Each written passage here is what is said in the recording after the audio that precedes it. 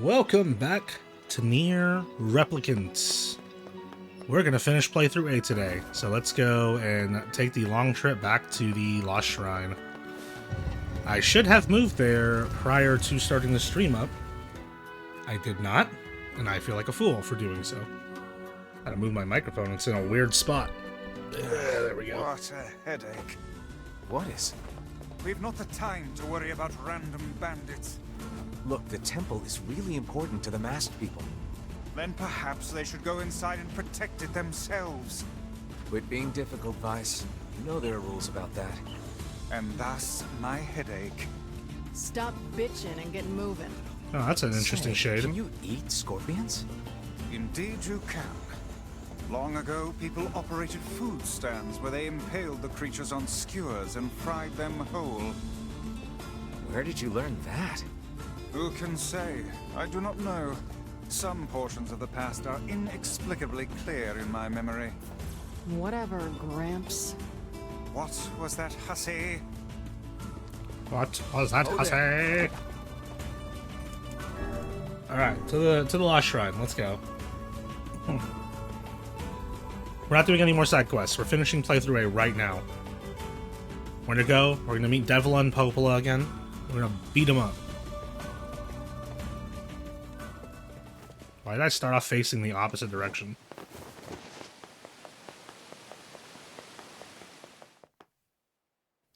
NieR said he'd come home for my birthday, but I want to celebrate his birthday once in a while.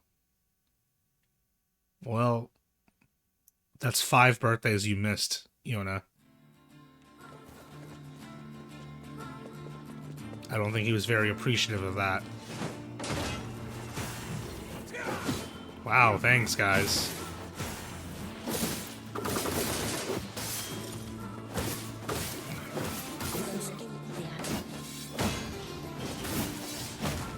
Feels good to have the freaking Phoenix Spear, man.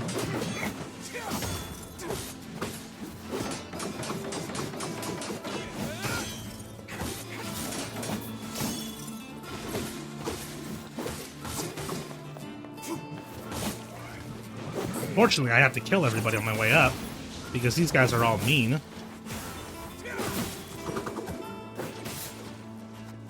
Where'd he go? Oh, there he is.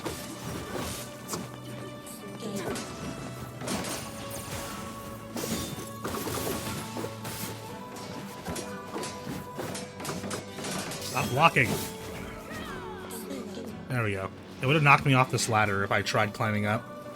Not them here. Upsy daisy, here we go.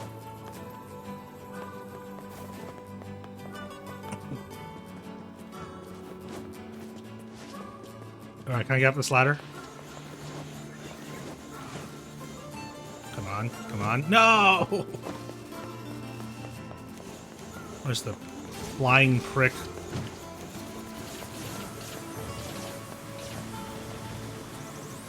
Excuse you? Oh, come on, guys. Stop knocking the freaking shades off the map.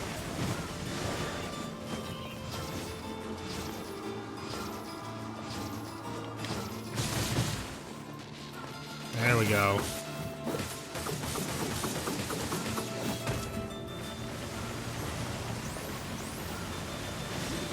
Good lord, just die already.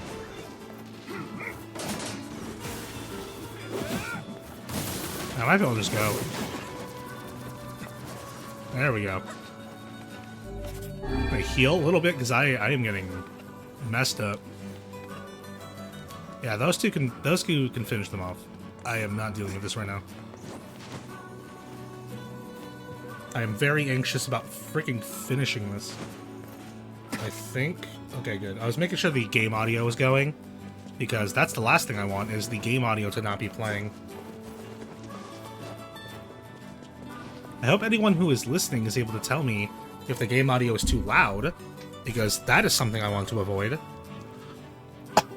Excuse me, my cough hasn't fully gone away yet. It sucks.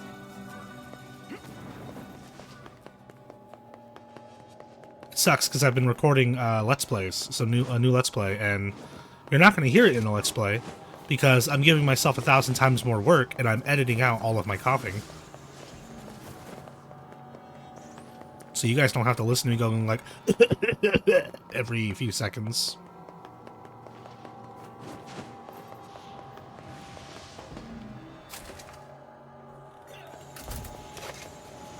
Excuse me.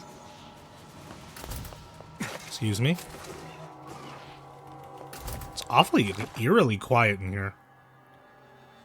I just have to go up. Still gotta go up, up, up, up, Hello, boss monster. Ah! Freaking stairway was blocked. You guys are doing a good job. Keep it up.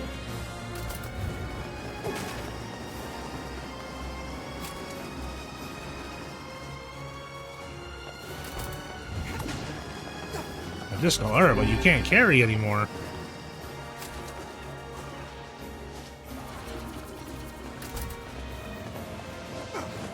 Here we go. No! No! Hate this game. Hate this game so much.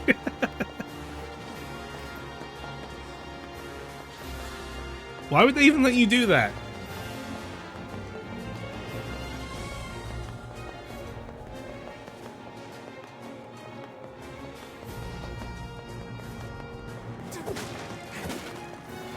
Hate this game so much.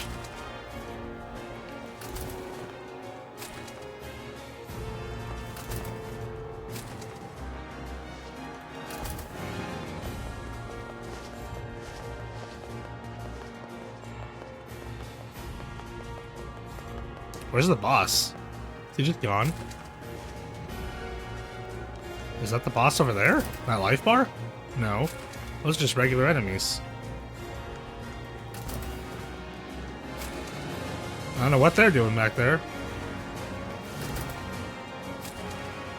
I don't know how they got back there either.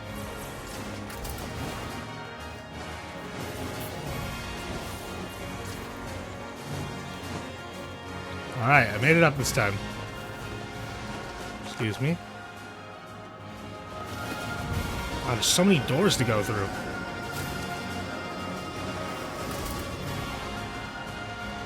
Move.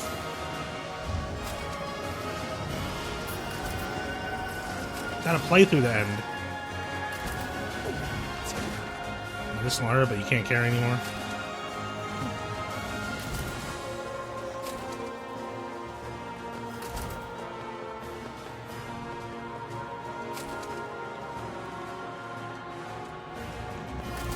There it is, right there, the door.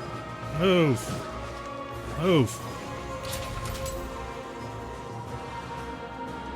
Today, Devola said that Kaine is put together in all the right places. I don't know what all of that means, but I want to be like that when I grow up. Devola, that's a weird thing to say to a child. Don't say that to a child. About a woman you don't know, either.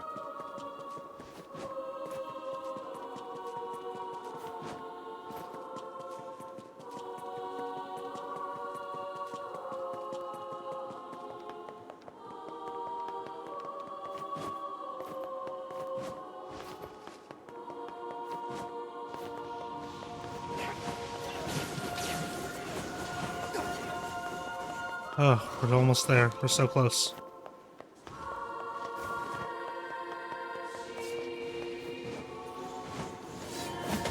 There we go.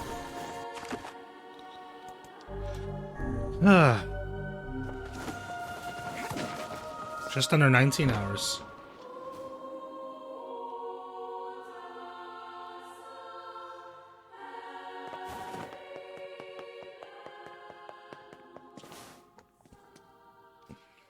Here we go. The actual fight starts now.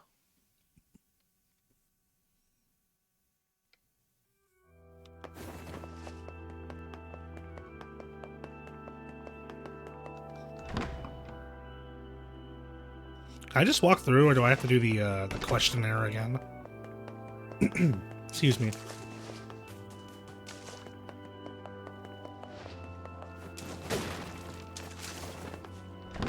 Okay, I can just walk through. Good.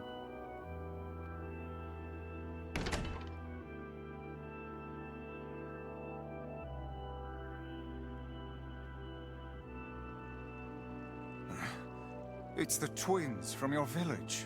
Popola? Devola? What are you doing here? Hey, any chance you'll just go back to the village? Sorry, I was adjusting volume. This is a very dangerous place.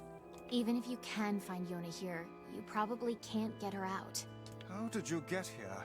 Shh. We're asking the questions right now. What are you two doing here? What are you two doing here? I'm not going to answer that. You can figure it out yourself. We're here to rescue Yonah. We're here to rescue Yonah. No dice, huh? Well, I guess we don't have a choice then. No, I suppose not. How sad.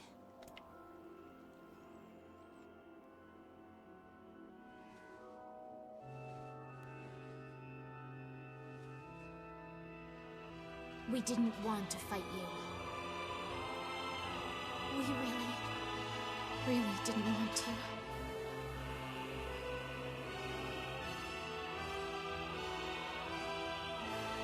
Devola!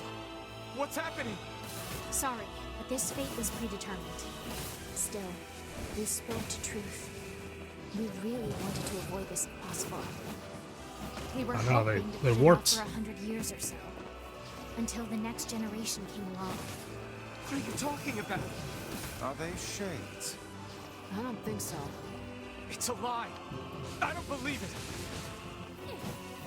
Okay, well, those Dark Lances did nothing. We never thought we'd grow to be this powerful. This is Ow, stop it. madness. Why do you block our path? You have no cause to speak so with us, Grimoire Vice. You are a traitor. Alright, this is not even like a real boss fight. I forgot.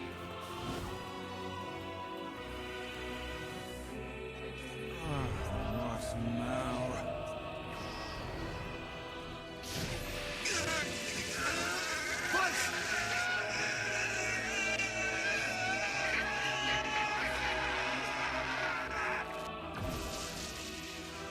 They copied my powers. Shit on a shingle. They can use the sealed verses. Of course we can. The power came from us in the first place. You were simply loaned a small portion of it. Vice! Are you alright? Popola! Why are you guys doing this? Why are you siding with the Shades? There's a lot of dialogue happening during this fight that makes it hard to say anything.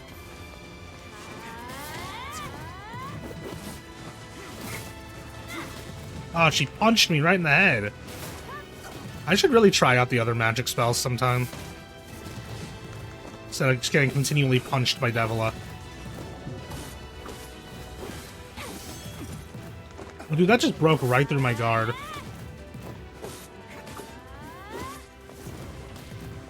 Oh, she got me with the 1-2 punch that time.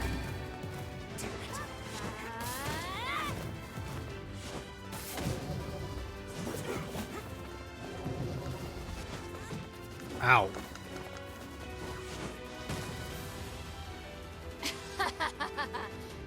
Hey, Lotus, how you doing? Good to see you. The answer to every riddle lies within the heart of the Shadowlord. Shadowlord? So you've been on his side this whole time? You must search for that answer yourself. You've got to face your own truth now. Please, enter the Shadowlord's castle.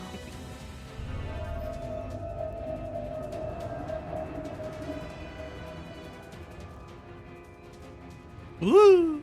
There they go. Obtain Shadowlord's castle map. Devola and Popola are fighting us. Yes, they do seem to be putting us through a great deal of...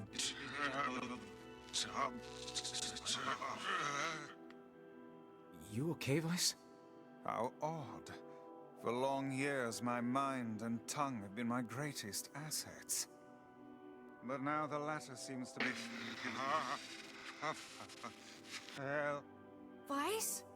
do not look at me like that. I am Grimoire Weiss. I am perfectly...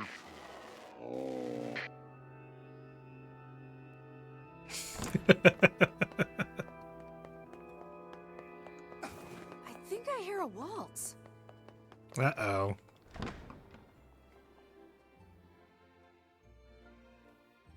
Better check with the Shadowlord. He'll give us all the answers, right?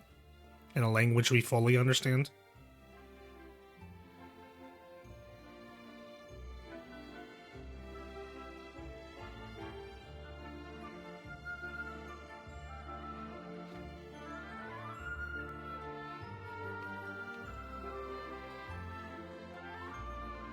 It certainly is a grand affair.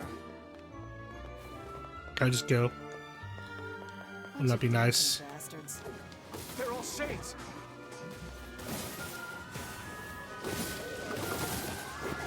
Ah, God.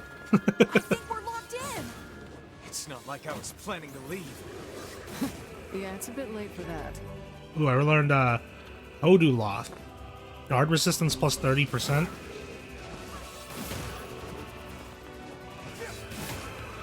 Broken wristwatch. I could go for some more words if that could be given to me. Possibly stronger versions of the words I'm currently using.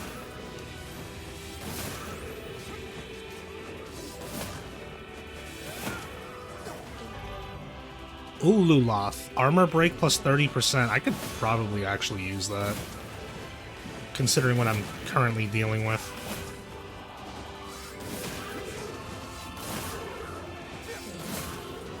No, let's use one of these strength drops.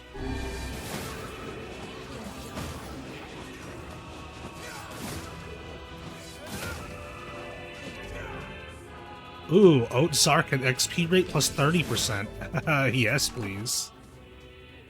RIP OG Phoenix Spear. Yeah, I miss it. Where is it? I didn't even put anything on my Phoenix Spear. What is wrong with me?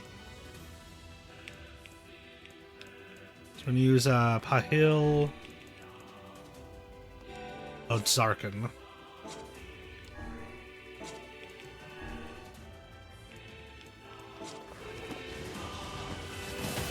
There we go.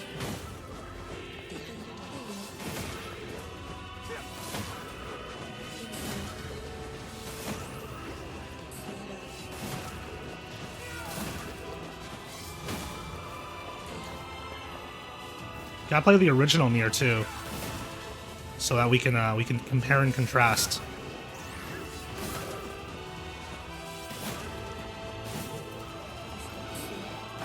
I don't know when I'm gonna get to the original NieR, but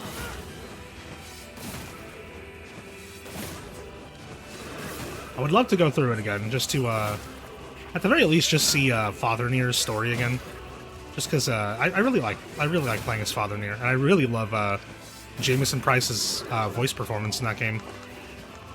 I was already a fan of him before because I played Dynasty Warriors and he plays Lu Bu in that. That's not what I meant to do. So I was already a fan of Jameson Price before, but... Oh, and also I watched Bleach when I was younger, and he plays Chad in the old series. So yeah, I was already a fan of Jameson Price before, but NieR really solidified him as like one of my favorite voice actors.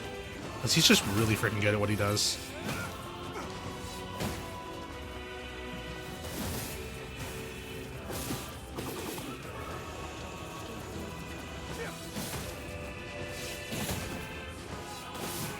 Ow. Bro. What is this, Onimusha, guys? I already fought enough of these freaking enemies in Onimusha, these rolling guys. I don't want any more rolling until April 3rd.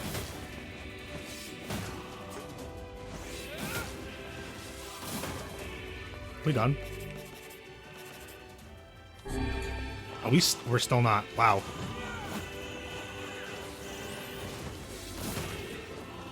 I should just use more of these strength drops. I got a lot. I'm getting a lot of them.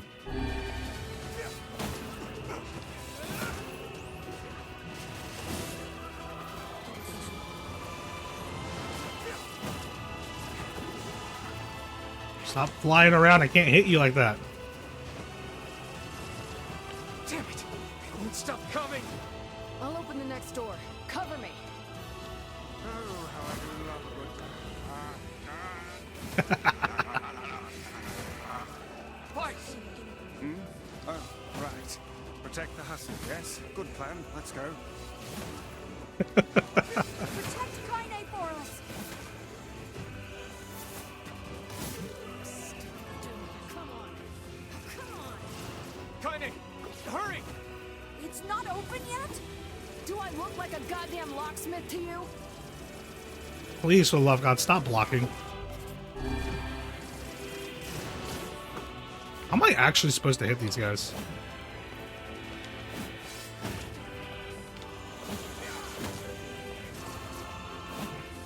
Alright, I've had enough of these guys. I don't want to fight them anymore. You know what? You guys do you. Rolling is a Devil May Cry reference, because April 3rd is when this show comes out. Would you guys hold still, for the love of God?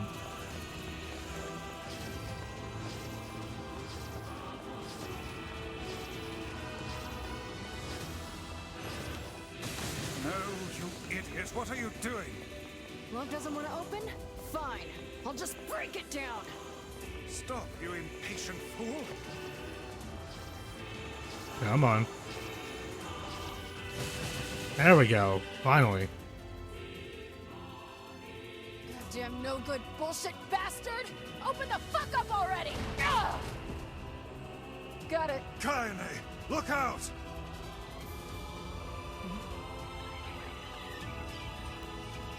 Uh-oh.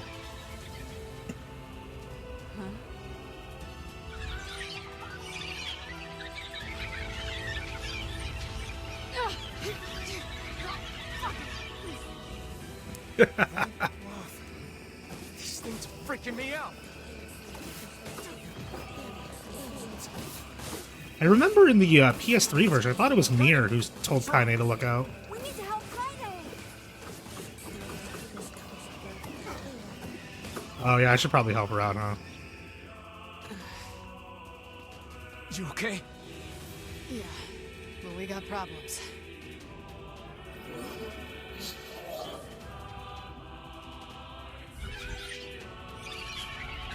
Look at them go.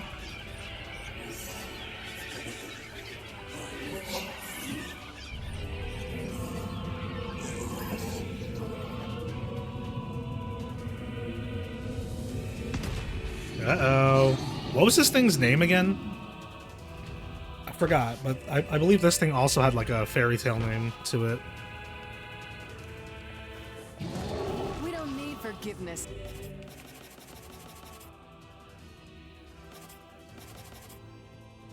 Asshole.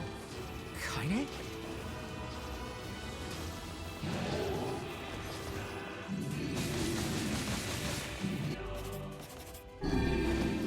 Ow. Ow.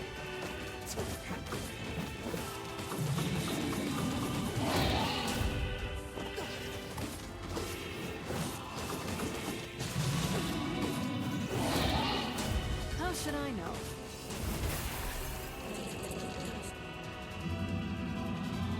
Pumbaa? Is that actually its name? I know that's a Lion King joke, but is that actually its name?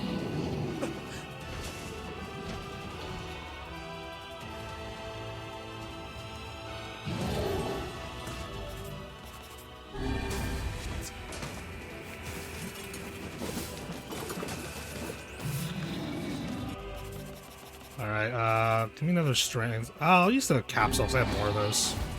Ow.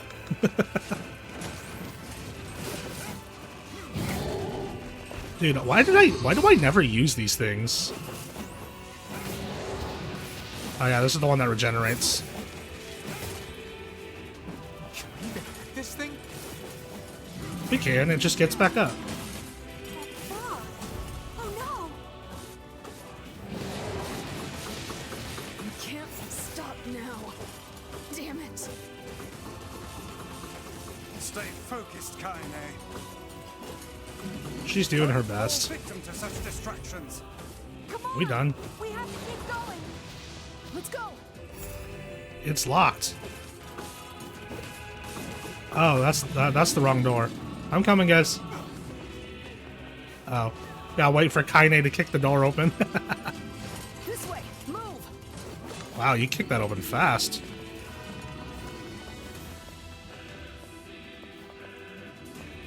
Enjoy Kaine's seemingly one-sided conversation. Yeah, more on that later. I'll take that. The Dragoon Lance. Haha, that's cool. Up here!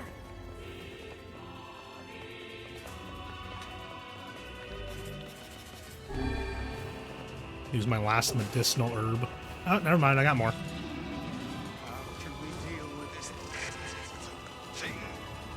I want to use the Dragoon Lance, but that's probably going to cause this this battle to drag on. Please, hurry! I don't want to be a drag-on Dragoon. Haha, you guys get it? I said the thing. Well, I missed that item.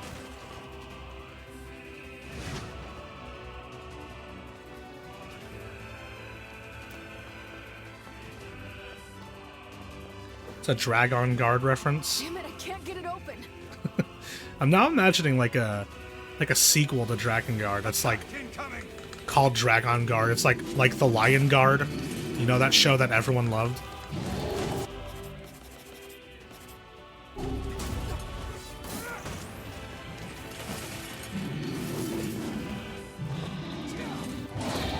entrance is locked too!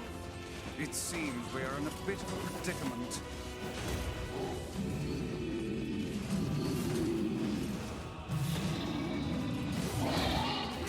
Ah, no, he interrupted me.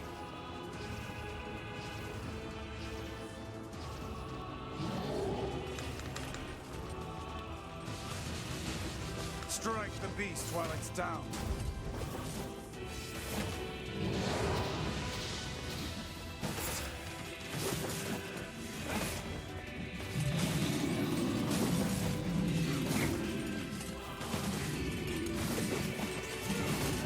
There we go.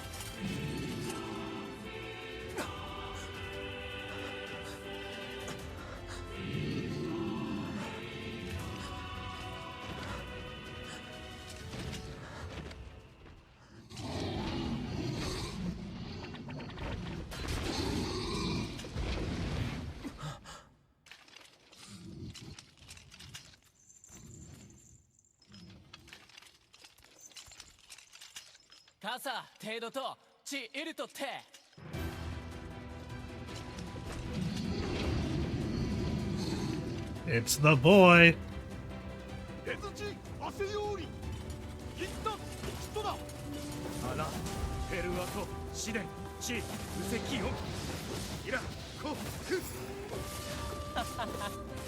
Dude, hearing the music that just came on is so good. I love this game so much.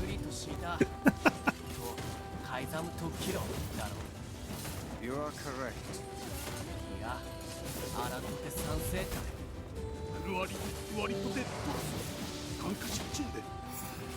But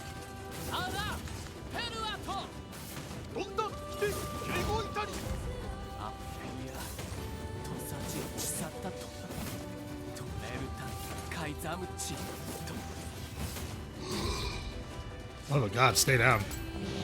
See ya! Hey! Stop! Let me go! Stop it! Damn it! King, no!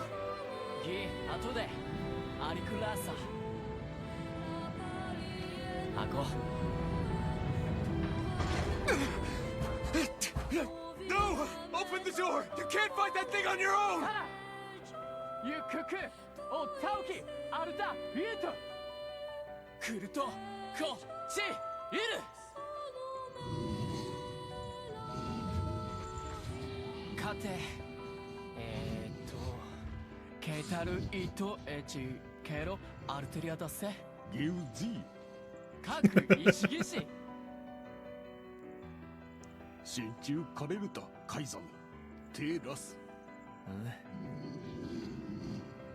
なんだ、新手。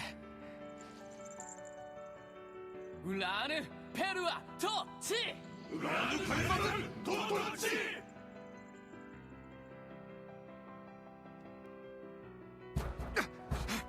Open the damn door!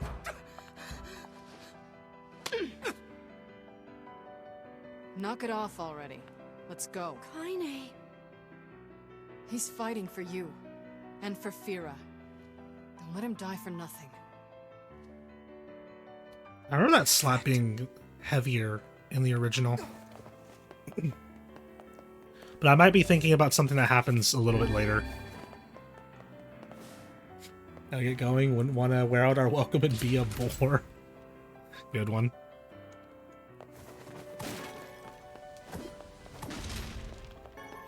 Recovery potion. And they're giving me like the grade A stuff. This is would be amazing if I didn't already have all of it. Dude, Shadowlord, your castle sucks. It's one pathway.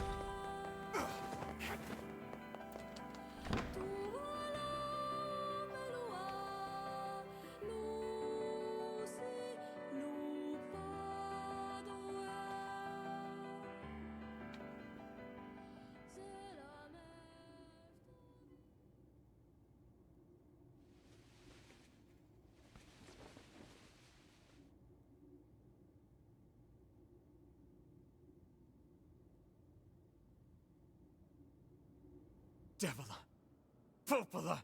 Oh, look. You made it. We've been waiting for so long.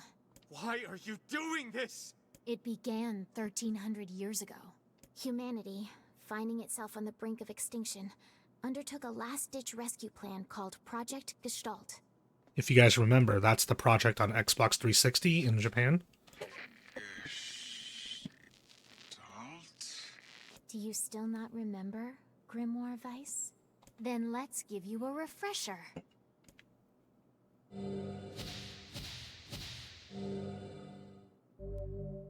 Obtain Project Gestalt documents. That's the manual for the 360 version. Vice! My mind.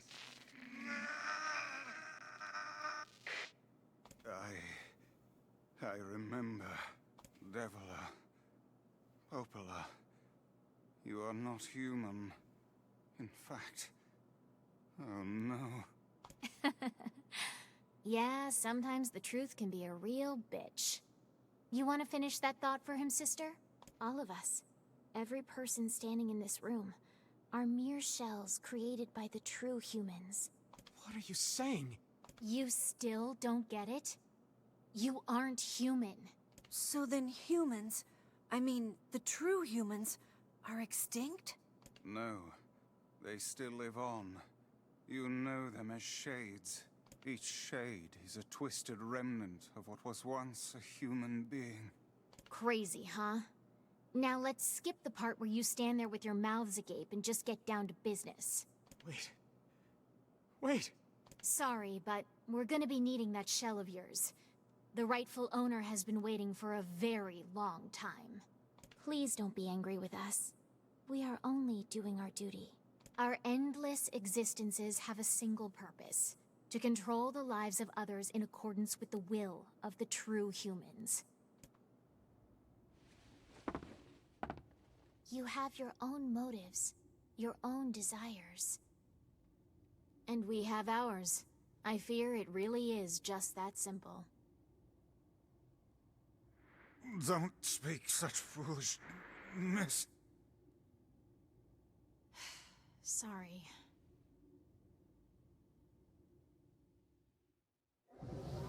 Alright, time to kill him.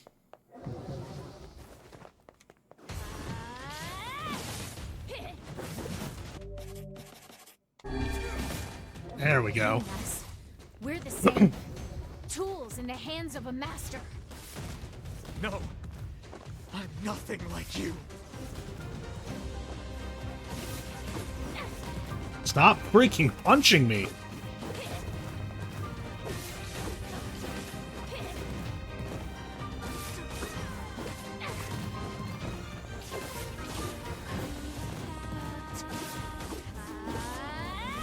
This is such a good boss theme. It could be your angle or your Devola. No. Devola? Devola?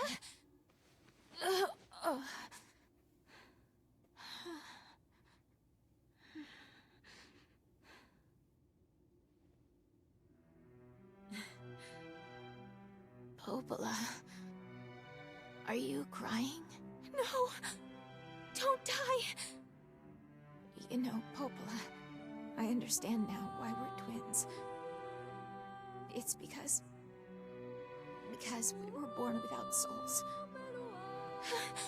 Devola, I can't stop the bleeding. Oh God, I can't stop it. This world is too lonely for one without a soul.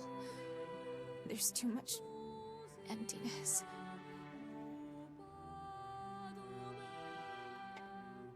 Have I beaten Automata? I got the 5 main endings a Our few years souls ago. are missing. And yet somehow our tears still work. It's kind of weird. Sorry, sis. I love you. Devola! Devola! Don't you go! No, I can't be alone! Devola!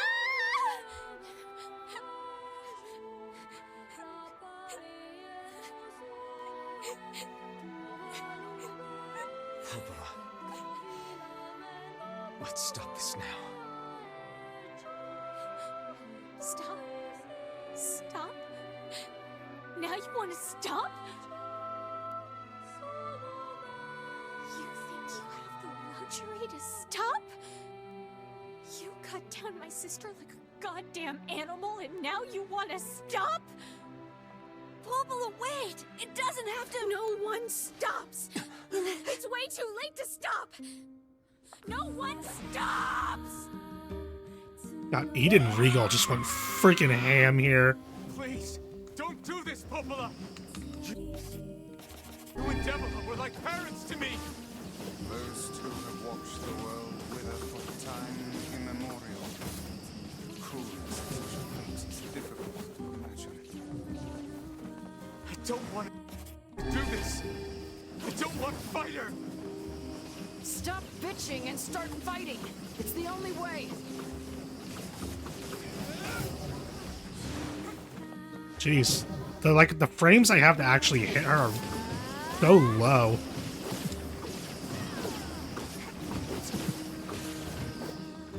I'm not dying here.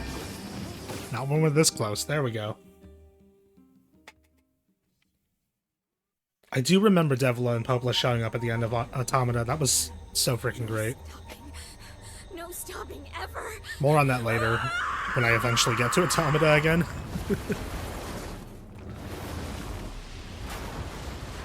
Uh-oh. The bridge! Blast! We're trapped. I've got an idea.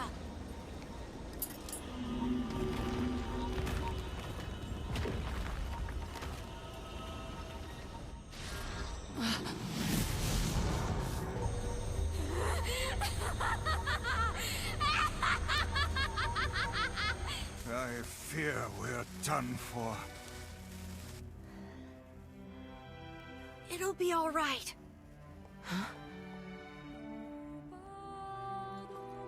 You know, when I was young, I hated my eyes. And now that I'm older, I hate what my body has become. But there's something else there now. Something like pride, you know?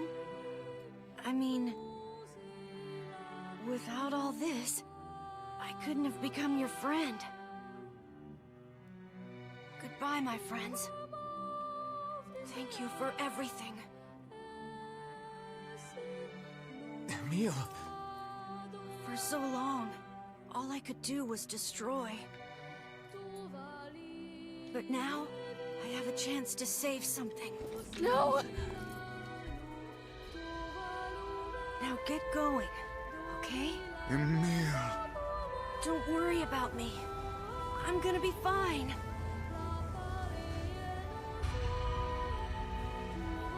Emil! Emil!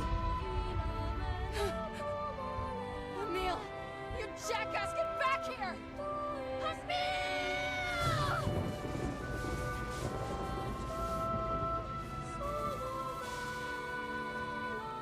Oh dear. Kaine's so unstable, and Vice can't stop arguing with people. I hope they can hold it together once I'm gone. Well, I guess they'll just have to learn.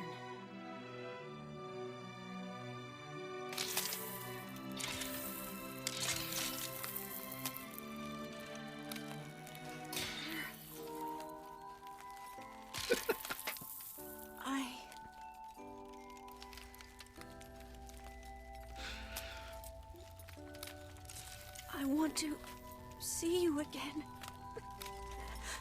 I want to see all of you again. Just one more time.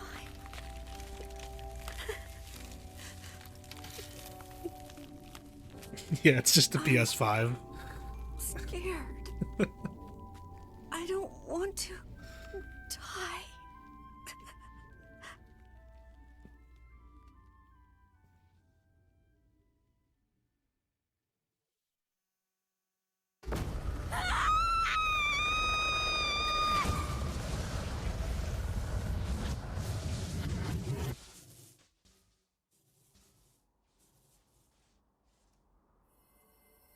Just straight up blew her up the way he did the Aerie.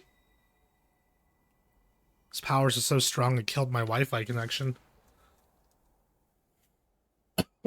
Excuse me.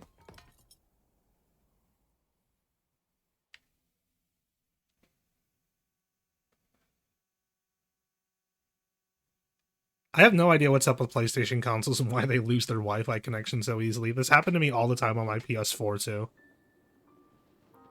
Don't even get me started on the PS3.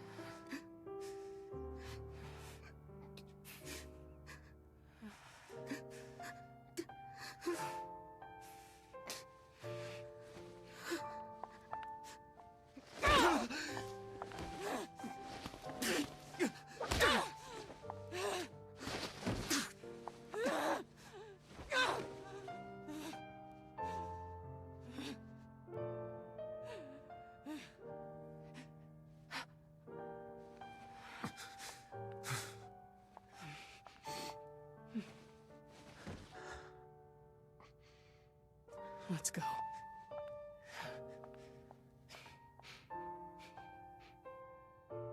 Yeah.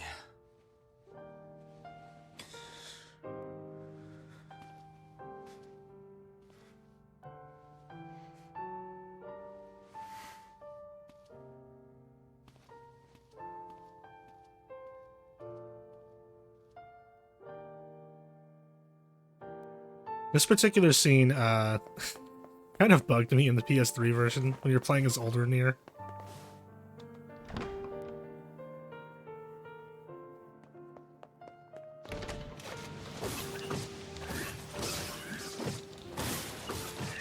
Ah, oh god.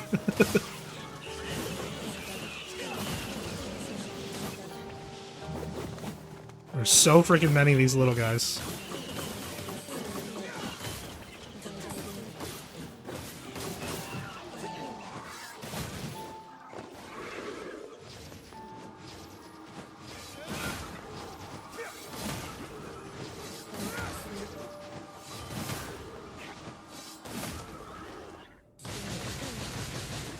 Dude, that armor is ridiculous.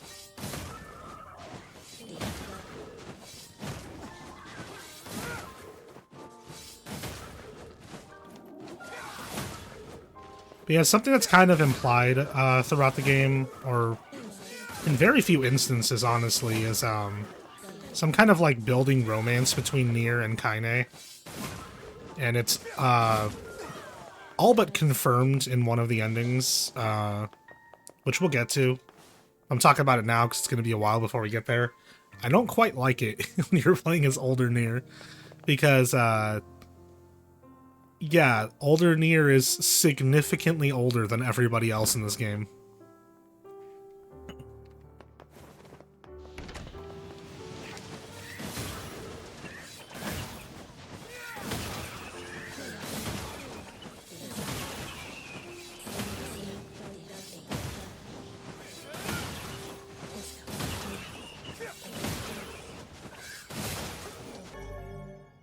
Ooh, attack power plus 30%? Yes, please.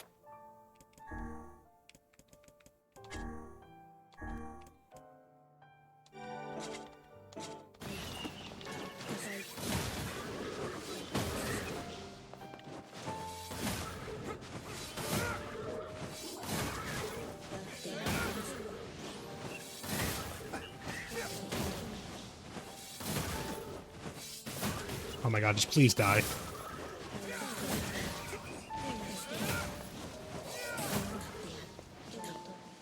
Is that all of them? Very cool.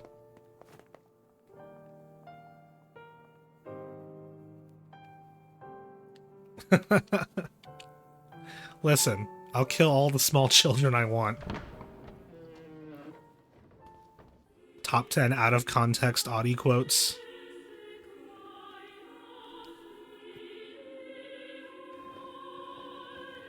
Besides, used coloring books are cheaper than new ones.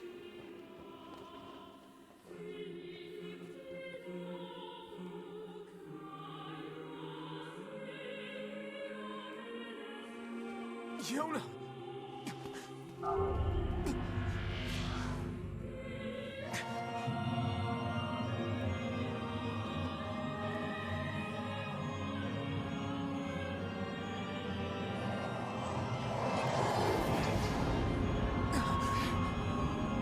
Hey look, they're both good out of context lines.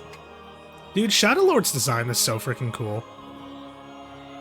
I like how, like, it's so minimalistic, yet it's so freaking cool. He's just a naked dude with wings, but he's so cool looking.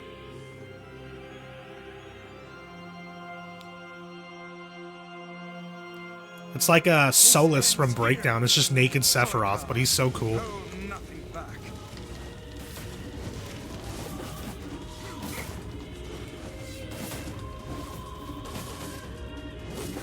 I forgot he still has Grimoire Noir, the frickin' Albert Wesker book. Yep, there he is. The Shadowlord. Yeah, I see you made it this far. Fool, I am nothing like you. The Shades want to cause complete global saturation.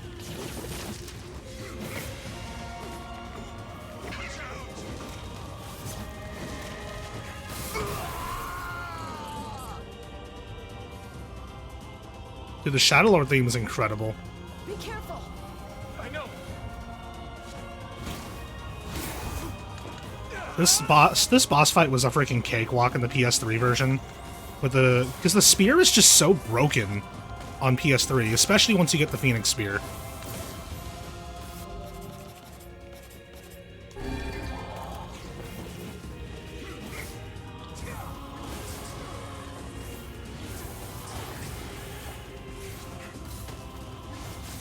There's like a normal triangle attack you get for just pressing triangle that like propels NieR forward, and it just breaks through like every attack. No magic can hit you if you just spam the triangle button.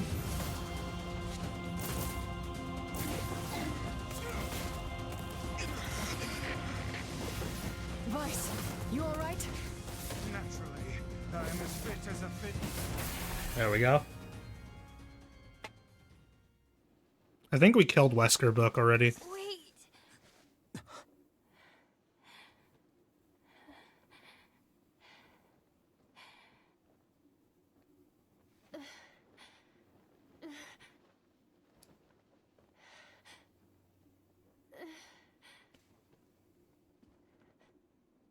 Was it intentional that they made Yonah look a lot like 2B? Brother? Yonah.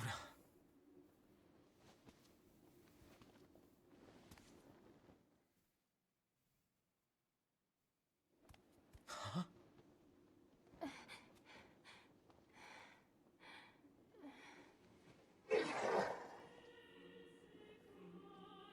Please, just stop. I don't want to do this anymore. I don't need someone else's body. I don't want it.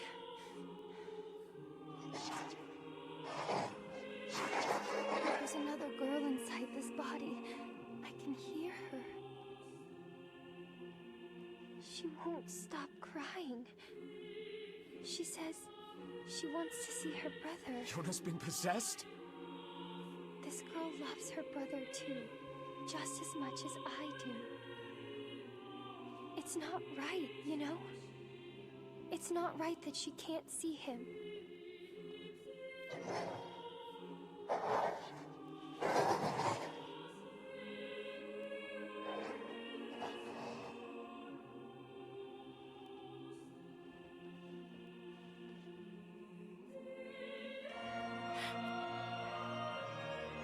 It's you, isn't it?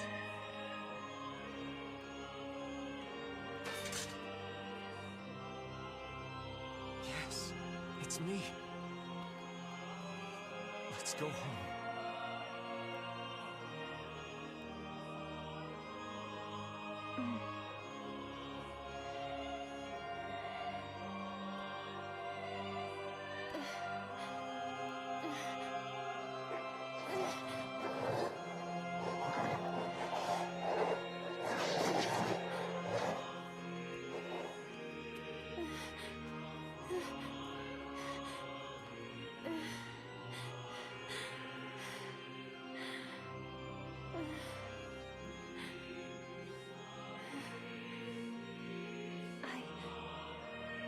I'm really sorry. I don't know what to. I'm so very sorry. No matter what. Just know that I love you.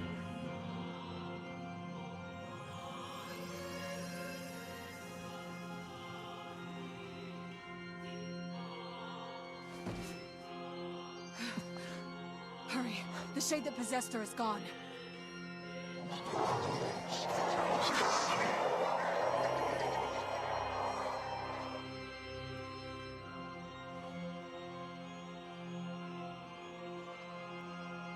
Kaine, watch over Yonah for me. I can't even imagine, like, the anguish freaking Shadowlord is going through right now. You sadness. You think I'm gonna sympathize with you? I swore to protect my sister and my friends. If someone puts them in danger, they must stand aside or be cut down. Now come on, let's finish this.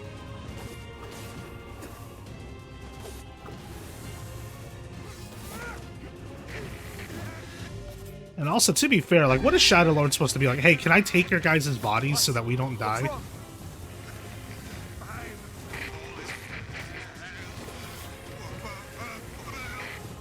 You're freaking me out here, Vi. Yeah, the reason I ask about, was it intentional if, they made Yonah look a lot like 2B is, I thought that 2B visually was based on, like, Kaine, like, in the lore.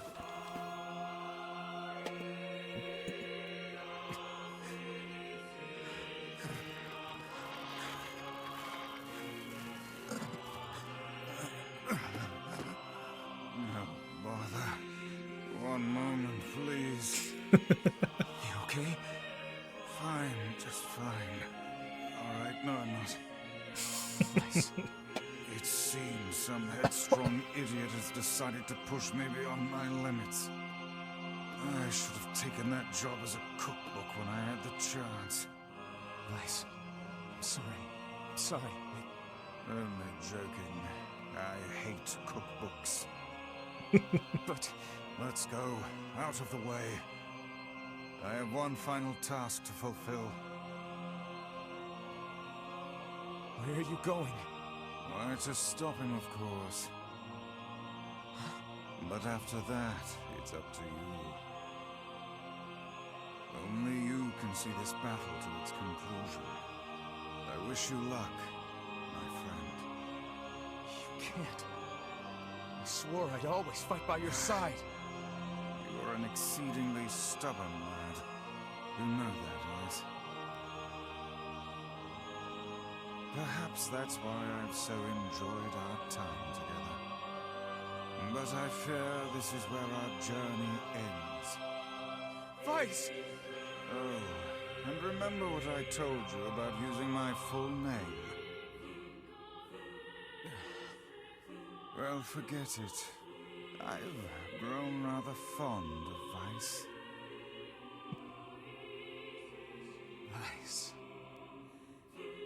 I knew you'd come around. Don't let it go to your head now.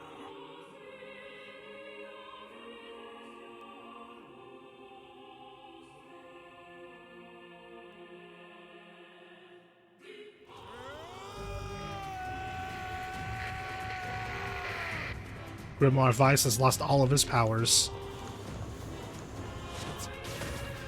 This is the part that's like super easy on PS3. You just mash the triangle button and you get through all of this.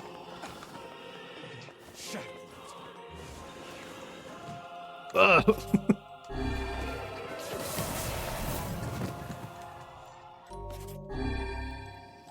And the music changing is so freaking gut-wrenching.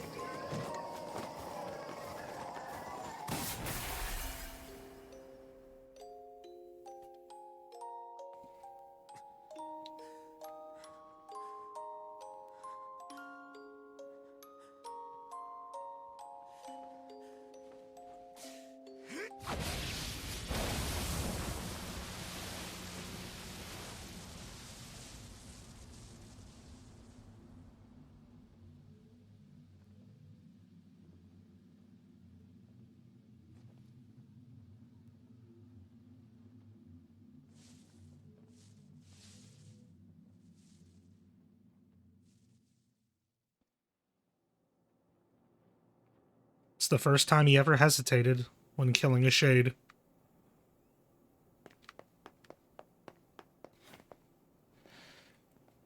Story is the worst. The entire game played was supposed to be his game, and then his Shadowlord shows up and kicks his ass. It's so freaking true.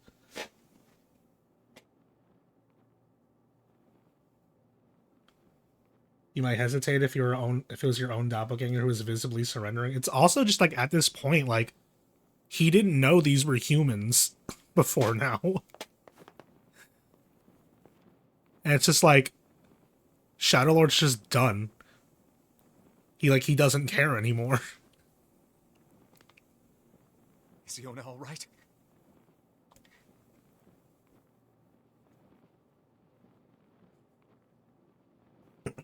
Oh God, no. Oh, please, the girl is fine.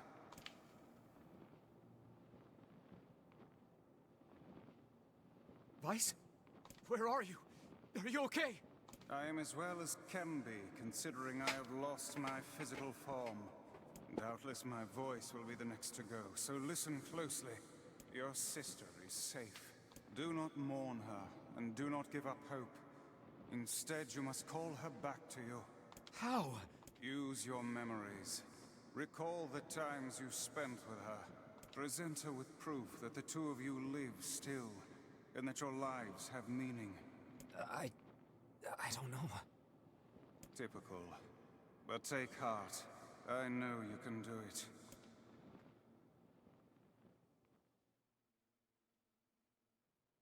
What's my favorite food? Cookies. What's my favorite book? That's my magic storybook. What's my favorite place? Home with you. What's my favorite flower? The lunar tear, of course. Okay, one more question. Who do I love more than anyone? I love that they do stuff like this.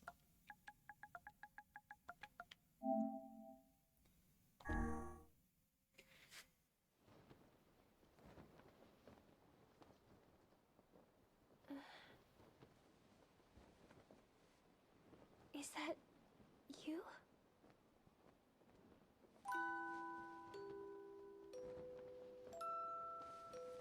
Yonah.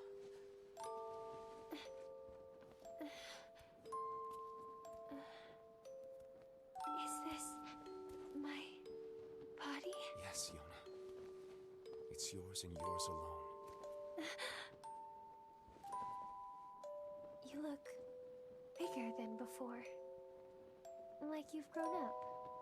Well, yeah. I guess you haven't seen me for a while. Have I been asleep this whole time? Something like that. It's almost like I'm a princess from some fairy tale. Oh, Yonah. I'm so happy to have you back. Me too. Kaine. You and your sister. You have a good life, Kay? Where are you gonna go? Guess I'll... You could stay with us, you know. Thanks, but I'll pass. You know how it is. I got my own shit to take care of. What do you mean? Personal shit, alright? Anyway, take it easy, yeah? Kaine. Hey, look. It's beautiful. Yonah doesn't know who this person is. She doesn't care. For the longest time, I heard someone telling me how they wanted to see the light. And now, they can finally see it.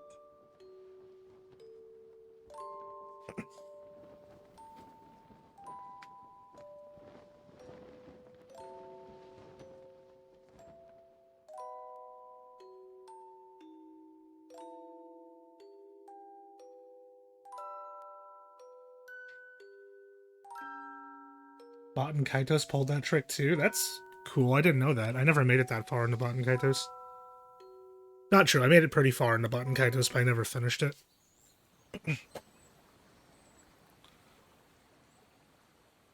I got to the part where they dropped the big reveal about... What was his name? Callus? Was that his name?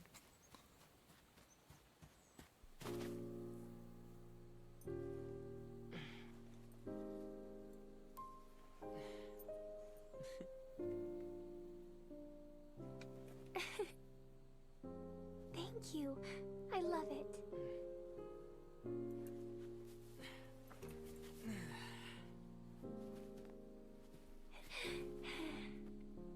Yeah, I got to that big reveal about him, and then I couldn't beat that boss fight. Sunny today. Yeah, it sure is.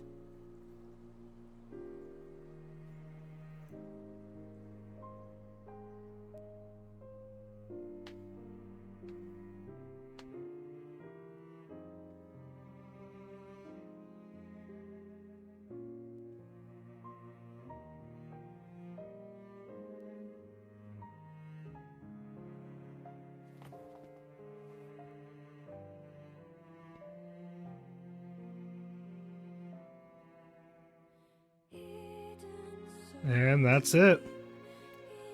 I think it would have been really cool if they showed Shadowlord in his human form at the end. Just to, I don't know, I thought it would have been kind of cool if they showed him as himself. Since he doesn't typically get to be shown like that.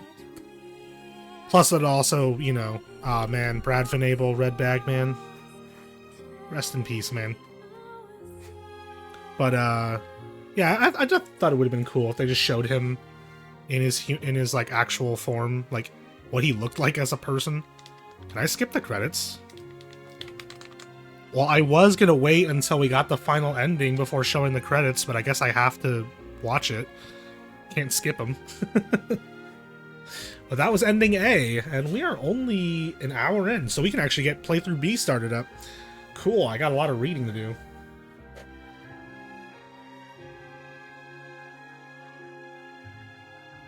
Yeah, started from playthrough B, you just start from when Kaine wakes up in the second part of the game. So it's like pretty far into the game.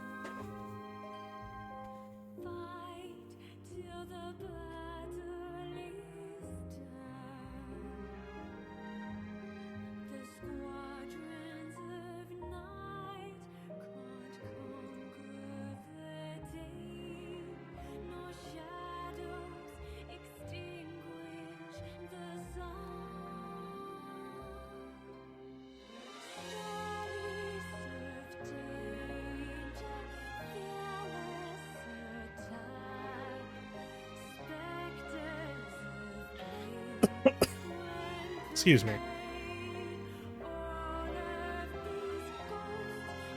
Oh yeah, Keith Silverstein is in this game. I completely forgot about that.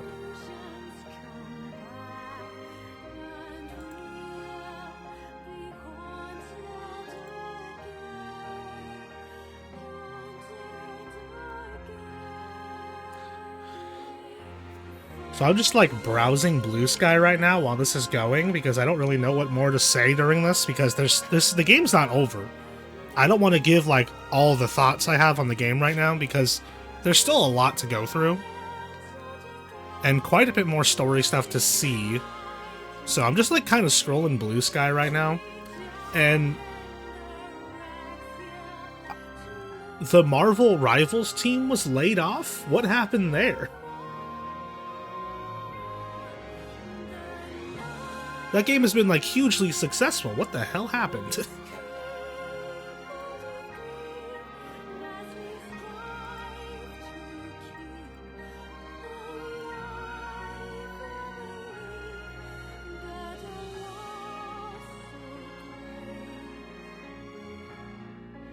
That's ridiculous. Chinese team laid off the American team. It's cheaper and no language barrier. That's ridiculous, man.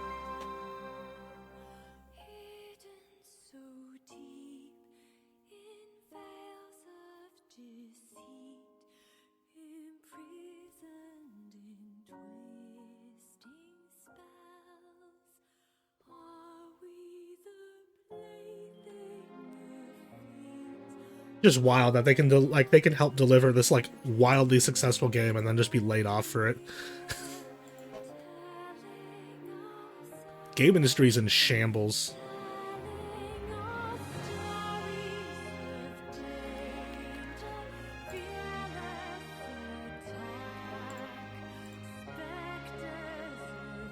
Anyway, on a more lighthearted note, so I've been playing Warriors Abyss a lot lately. It is my new game I play when I come home from work. I do a couple runs before going to bed at night. The game's great, by the way. I mean, it's not Hades levels, you know. I would definitely not put it at Hades or like Vampire Survivors levels, but it's still pretty good. It's like my number 3 in terms of like roguelites I'm playing. Super great game. I'm really enjoying it. And they just announced that a handful of new characters are coming to the game as just like a free update. Like, they're not even making you pay for it. Like, they're making you pay for cosmetics. Like, they're adding costumes for the characters that you have to pay for. But the characters themselves are completely free, and that's crazy cool. And I'm fine with that model. I mean, yeah, it's a little ridiculous that you have to pay for the game and then pay for all these costumes. There, we did it. We beat the DLC, or not DLC, the A. I'm talking about DLC and I'm messing myself up. Check it out. I don't remember if that was in the PS3 version, if there was a tracker for all your endings. I don't actually remember. It's been so long since I played the PS3 version. Ending B. Load your clear data after completing the game to experience Kaine's story. You can now read a departed mother's diary in your house. Wardrobe has been added to the options menu. New outfits can be obtained by progressing through a departed mother's diary. Change music has been added to the game settings section of the options menu. Change music? Wait, is that the original soundtrack? That's in this? You can do that? Hold up. It better not just be frickin' NieR Automata music. I'll be so mad.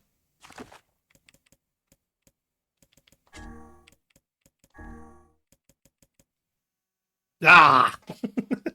It's the Automata soundtrack. Man.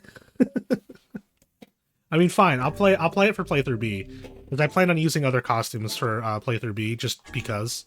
I'm still mad about it.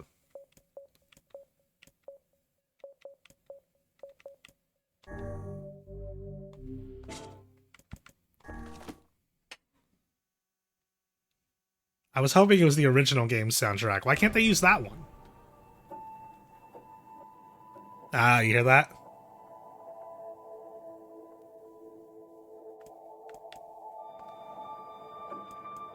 That's cool.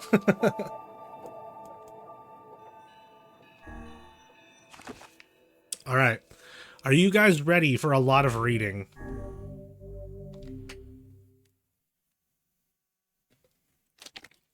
Yeah, look at the loading screen too. It's not Yonah anymore.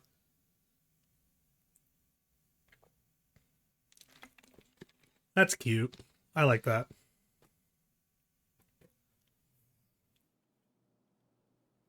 Whenever I interacted with Kaine, I was reminded about something from my past. And there's NieR in his 9S Maybe costume. My mind has been confusing her with my sister this whole time.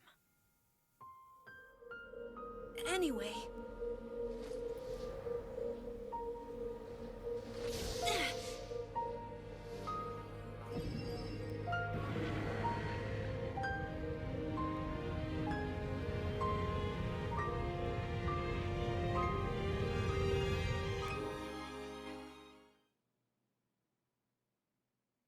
Kaine's dreams, discrimination.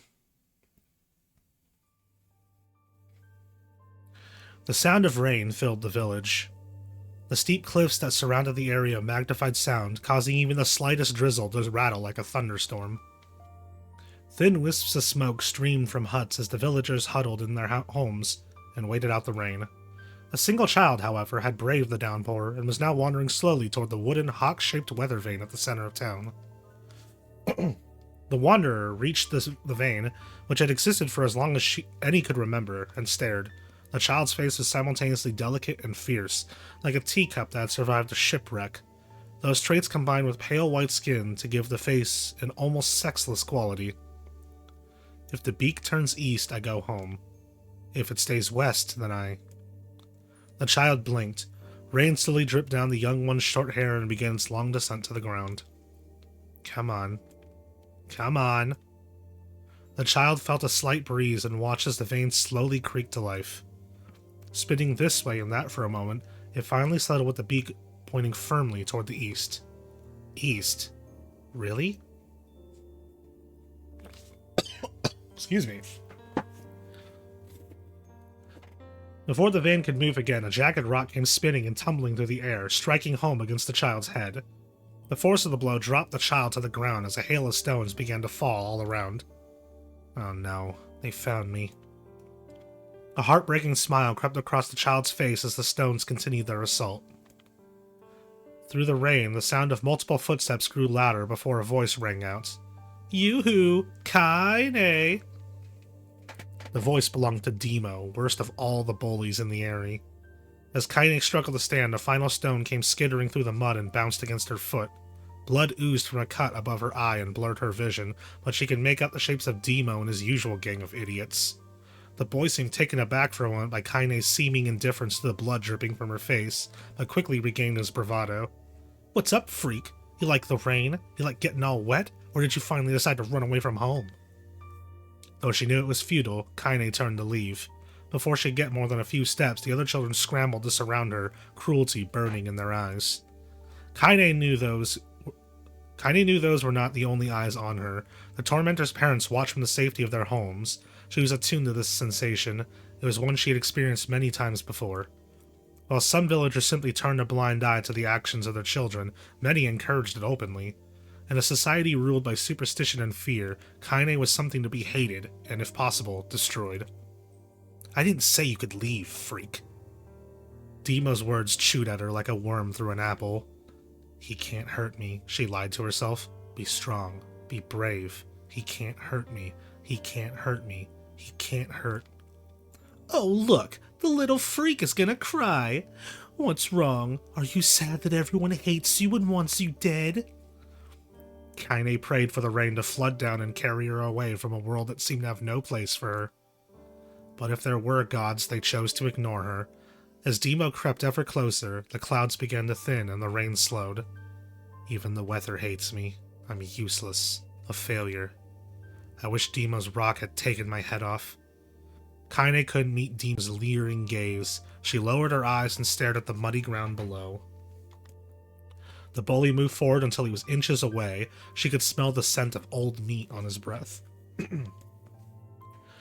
The boy grabbed Kaine's face with thick fingers and yanked it upward. She tried to turn away, but he forced her gaze back and jammed his thumb against her eyelid to pry it open. Show me.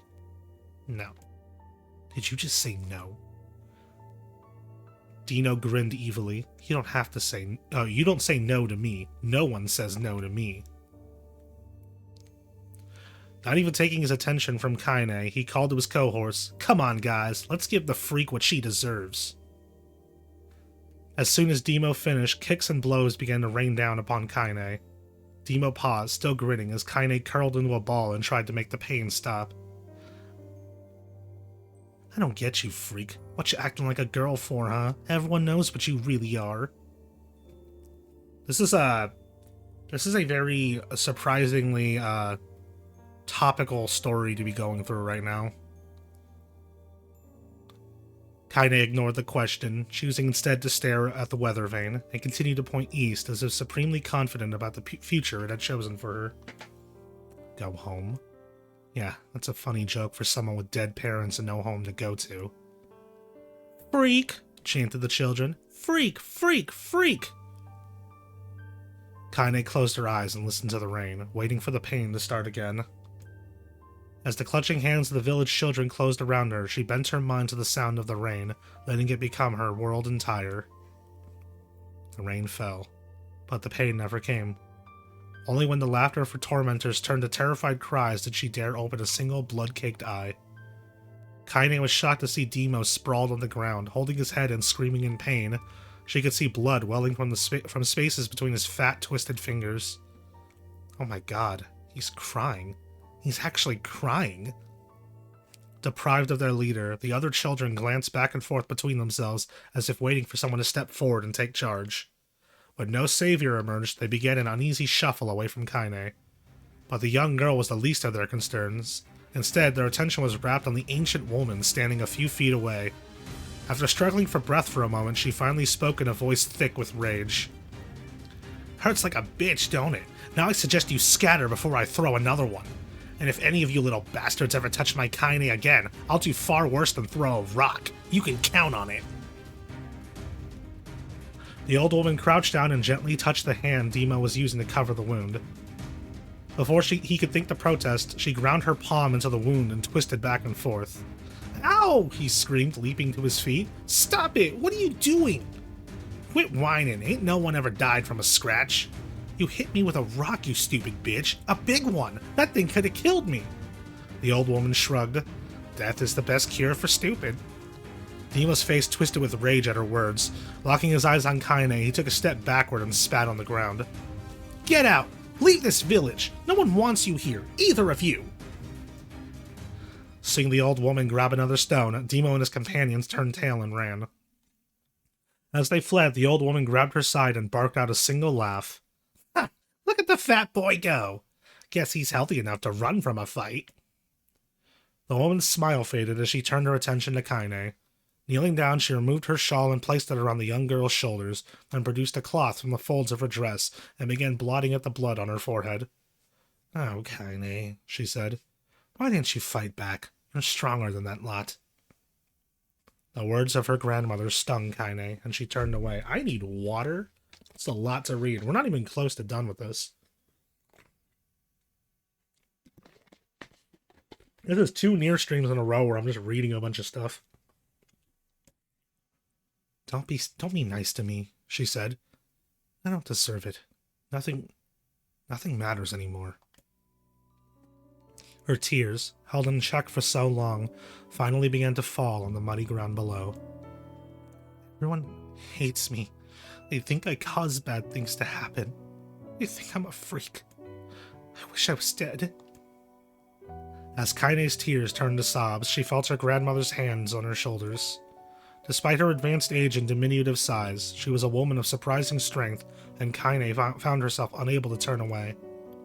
Don't talk like that, girl. It's a river wide and deep that flows between the realms of this world and the next, and it grants no mercy to any that attempt to cross them. You got a duty to fight until your last breath. Understand? The old woman tightened her grip and tried to still the tremor in her voice. You know the pain of losing someone close to you, Kaine. You know because you survived it. As the words hit home, Kaine was struck by the force of her love for the old woman. As a young child, she didn't even know of her grandmother, but when her parents died, the woman quickly accepted her as her own. Grandma, as Kaine called her, was cunning, vulgar, and quick to violence, and their first few years together had not been easy. But with each year that passed, Kaine and her grandmother had grown closer. However, it was only now, sitting in the mud with tears and blood caking her face, that Kaine truly understood the depths of her affection. Here was a woman who had seen hard times, who had seen death, who had fought through all these things and somehow emerged on the other side. If anyone could understand Kaine's pain and loneliness, it was her. Do I make you sick, Grandma? Course not. Don't be an ass. Kaine drew her grandmother's moth-eaten shawl around her body and shuddered. But my body, it's not normal. If I was normal, then Mom and Dad wouldn't... Hush, interrupted Grandma. I'll not hear another word of this nonsense. You're my granddaughter, and I love you, and if folks have a problem with that, they can just go to hell. With that, the old woman reached out and placed a wreath of dried flowers in Kaine's hair. The skill it took to bend the flowers without breaking the stems or losing a single petal was remarkable, and the beauty of it made Kaine want to cry all over again. Oh my gosh, these are lunar tears. Grandma, you made this for me? Lunar tears were legendary flowers. Most people could live their entire lives without ever seeing one, and yet her grandmother had somehow collected a dozen or more. Kaine reached up and touched the wreath as if she couldn't believe it was real. Where did you find these? Oh, Kaine, I grinded for 72 hours for just one of them. Just stumbled on them while I was out doing the shopping. You want to unlock more words? You got them? This is too many. This is way too many words. The old woman turned away as she spoke, leading Kaine to suspect that the search had been more difficult than she was letting on. The pains she took to construct the ornament, let alone track down the flowers used in its construction, made Kaine's heart hurt. She reached up and gently adjusted the wreath, admiring the way it felt between her fingers. Didn't quite turn out right, said her grandmother as she squinted at it. These old hands have trouble with delicate work. But it sure looks good on a pretty girl like you. Kaine blushed and turned away. Oh my gosh, I'm talking so much, I'm yawning now. Excuse me. You think I'm pretty? Course you are. What a fool thing to say. Thank you, Grandma. Her grandmother smiled. We're gonna be fine, you and me, she said. Long as we got each other, we'll be just fine. Kaine took her grandmother's hand in hers, and the two of them struggled to their feet. As they began the long walk home, Kaine gripped the hand with all her might, as if trying to stop smoke from drifting away on the wind. The rain had stopped. Kaine stood beneath the weather vane, watching it spin in lazy circles, no longer caring about the direction it faced when it stopped. I don't need to escape. I have a home now. Grandma loves me, and that's enough. Even if it's us against the world. Kaine let her gaze drift up past the vane and into the cloudy sky. The last faint hints of a rainbow were slowly fading.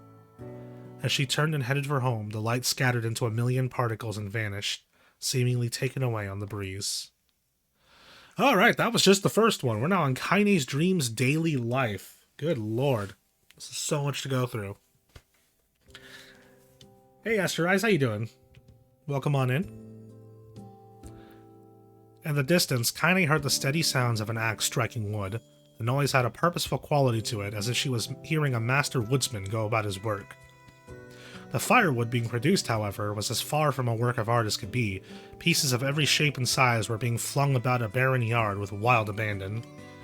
Anyone trying to stack such wood would probably die of frustration before the wood was through. Stupid piece of shit axe! Kaine's grandmother flailed away with the axe, filling the air with both splinters of wood and words that would make the most hardened sailor blush. "Grandma!" called Kaine. "Hey, you, Kaine!" yelled the old woman, taking her eyes off the wood for a moment. "Don't get too close, or I might take your goddamn foot off by mistake." She brought the axe down on a piece of wood, sending chips flying in every direction. One spun past Kaine close enough for her to hear the whistle, at which point she decided to step back.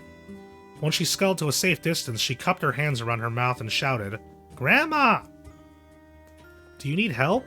I can get you water or lunch or a new axe or something." The axe, poised to strike another wobbly blow, paused in midair. The old woman considered her grandmother's offer for a moment, then smiled. "Tell you what, since I'm doing such a piss-poor job at chopping, why don't you come here and take over so I can get the water?" I skipped a few words there, but that's fine. Shades have been restless lately, and I don't want you running into one of them bastards. You end up picking up NieR Replicant on Steam? Hey, it's a great game. Technically, it's thanks to you, because you are the one who recommended the game to be played on stream. Relinquishing the axe, her grandmother picked up a long pole with wooden buckets on either end. Gathering water was by far the more difficult of the two jobs, but Kaine knew better than to complain. Once Grandma's mind was set, there was no changing it. Oh my god, there's so much to read. Kaine did her best to help with chores, but Grandma took every task that required travel to the village. Though she had a long list of plausible excuses, Kaine knew the real reason. She didn't want her granddaughter to be taunted and harassed by the villagers. Once Kaine moved in, Grandma decided to take up residence a good distance from the area. Out of sight, out of mind seemed to be the best policy when it came to the villagers and her granddaughter, and rare were the days when any but the two of them could be found on the rocky acre of land they called home. Kaine enjoyed the solitude, but harbored a secret resentment that her grandmother was forced to spend her golden years in such a place. After watching her grandmother leave, Kaine turned her attention to the task at hand. She had never chopped wood before in her life, and soon discovered why the old woman hated the chore. Swing after swing of the axe produced only a tiny crack in the wood, and when she finally managed to connect with a solid stroke, the tool embedded itself in the log and refused to budge. Frustrated, Kaine swung the axe around her head and threw it, log and all, across the yard. Damn it! Like, crap. She suddenly understood the joy her grandmother felt in a good curse. Happier now, she picked up the axe and forced it from the wood and resumed chopping. She had a natural skill with a blade, but the task was challenging, and blisters soon began to form on her small pink hands. This is tough. My logs are all weird sizes. Spitting on her palms and ignoring the pain, Kaine redoubled her efforts. Just as she was developing a rhythm, Grandma returned from the village. Setting down her buckets with a small sigh, she took one look at the logs and coughed out a wheezy laugh. Pretty clumsy, girl. You better practice if you... Her grandmother suddenly collapsed to her knees, causing one of the buckets to wobble precariously. Eyes wide, Kaine dropped the axe and ran to her grandmother's side. Grandma! The old woman shook her head and pointed a trembling finger at the bucket. Yeah, the bucket. Can't let it spill. Kaine steadied the bucket with a foot as she knelt by her grandmother. A small bit of water sloshed off the side and made a new home in the hem of her dress, but Kaine didn't notice. Grandma? Grandma, what's happening? Crazed with panic, she grabbed her grandmother by the shoulders and shook. After a moment, the woman lifted her arms and batted Kaine away. Stop that! Just stop! She cried, breathing heavily. It ain't like I'm dying. I'm just tired from the trip is all. Kaine desperately wanted to believe her, but one look at the old woman's shaking hands and worn face told her more than words ever could. Her grandmother had lived a long, hard life, and it seemed the bill was finally coming due. The time when her grandmother watched over Kaine was ending. Sooner than either of them had feared, the positions would be reversed. Alright, I'm gonna go grab another water real quick, because I'm out, and this is a lot of reading. So I'll be right back. Should be only like a second.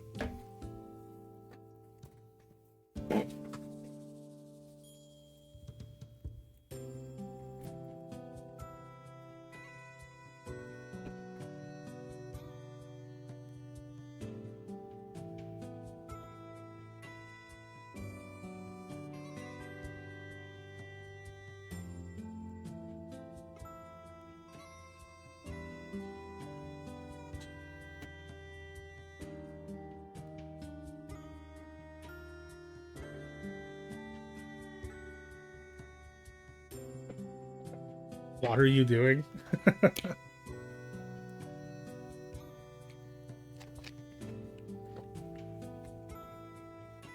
Wish I could play the Minecraft sound when you drink a potion. I don't have a soundboard set up though. Oh my goodness, this is so much to read. How long? How long is this again? How long does this go for?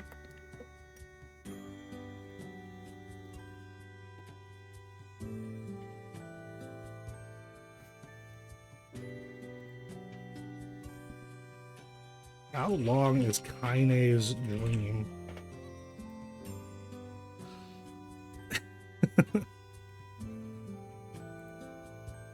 Four parts!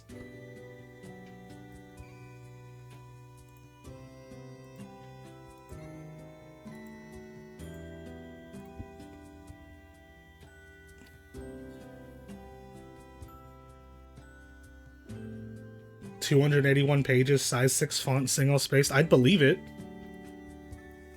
It's 4 parts. I'm only in part 2. The next morning, Kaine came to the side of her grandmother's bed and took her wrinkled hand. Grandma, you're sick and you need medicine. I'm going to the village. The old woman shook her head and tried to rise, but Kaine gently pushed her down. It's all right, she said. I'll be fine. Her grandmother fixed her with a gaze that could melt steel.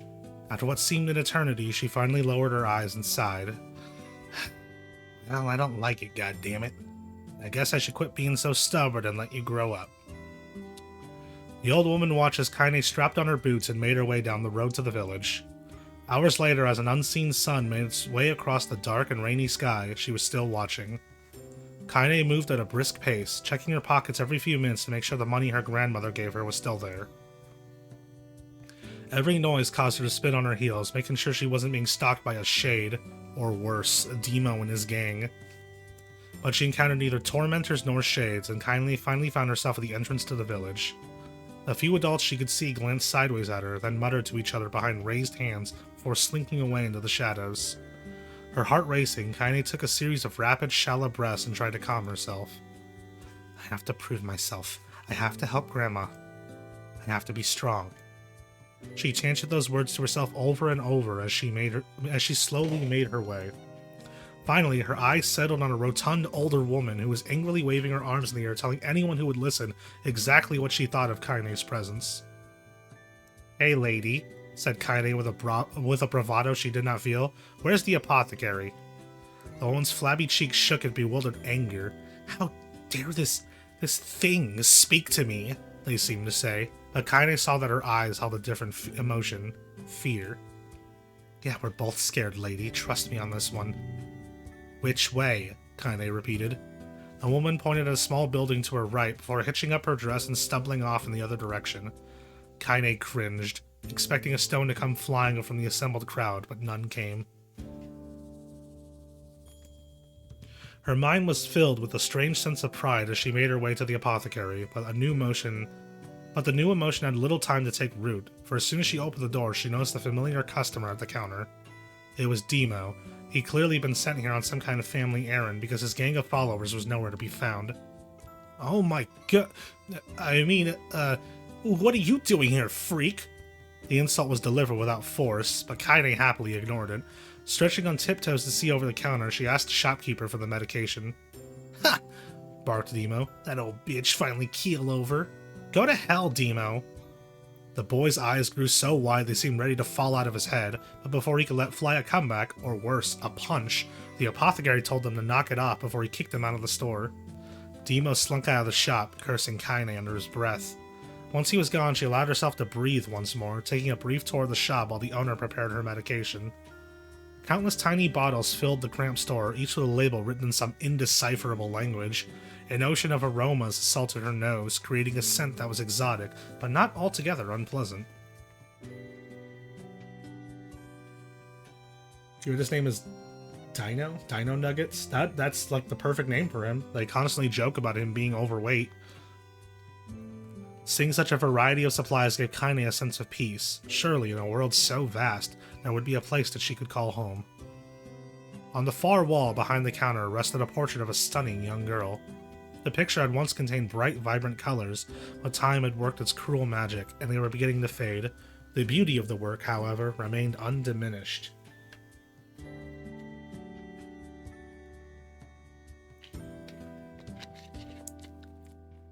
One line from the demon. Is that in this dream? Are we gonna get to that? You like that picture? Kaine turned to find the apothecary with a small vial of medicine in his hand. His eyes were gentle but sad. They seemed to stare through her and into nothing as he spoke. That's my daughter. I sketched her when she was just a little girl. She's been dead a long time now. Kaine didn't know how to respond, so he just stared at the portrait and tried to come up with the right words. Pictures are wonderful things, continued the shopkeeper. They let the ones closest to you live on forever. He shook his head slightly, then looked down at Kaine and smiled. Handing her the medicine, he reached into the sizable green apron and produced a handful of old wax crayons. You should have these. There's no one left that I wish to draw. Kaine took an instinctive step back, causing the shopkeeper's face to darken. Yes, I've heard the rumors about you, he said. It's a small village, and word travels quickly. Between you and me, I'm not sure which of them to believe, but I also don't think they matter much. I know your grandmother, Callie, and I think the way she was driven out of this town is just deplorable. Grandma's name is Callie? Thought Kaine suddenly. She was still mulling this new fact over in her mind as she reached out and gently took the crayons from the apothecary's hands. Your grandmother is an old friend of mine, he said as Kaine scooted away yet again, and I owe her much. I'll wager she would like it if you drew a picture of her. Yes, I think she would like that very much. Kaine murmured a quiet agreement, but inside her heart was bursting.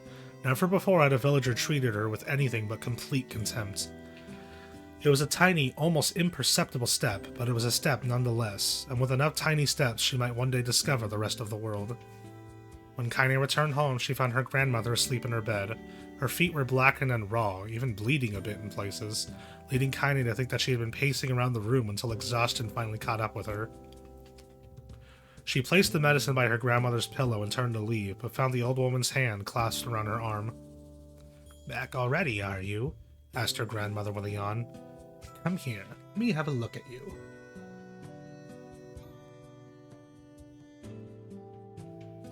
Forgot if it was in the dream or if we heard it out loud. Maybe the dream was Kaine as an adult as we hear things out loud. Maybe. I also think you might. I think Kaine does grow up in the dream. Good lord, this is so long though. Grandma sat up and examined Kaine from head to toe, finally satisfied that nothing terrible had befallen her grandchild. She leaned back and allowed herself to relax. Well, how was it? Those bastards give you any trouble? It was kind of fun, said Kaine with a small smile. No, seriously, it was. Fun, eh? Asked her grandmother in a voice which implied she believed anything but. Uh-huh. So anytime you need me to run an errand... Oh, that's Kaine. I'm doing the wrong voice. Uh-huh. So anytime you need me to run an errand, just let me know. As she spoke, Kaine removed the crayons from her pocket. After a brief explanation of their source, she informed her grandmother that she was going to sketch her portrait. A portrait of me? Ridiculous. No one wants to stare at a wrinkled old crone.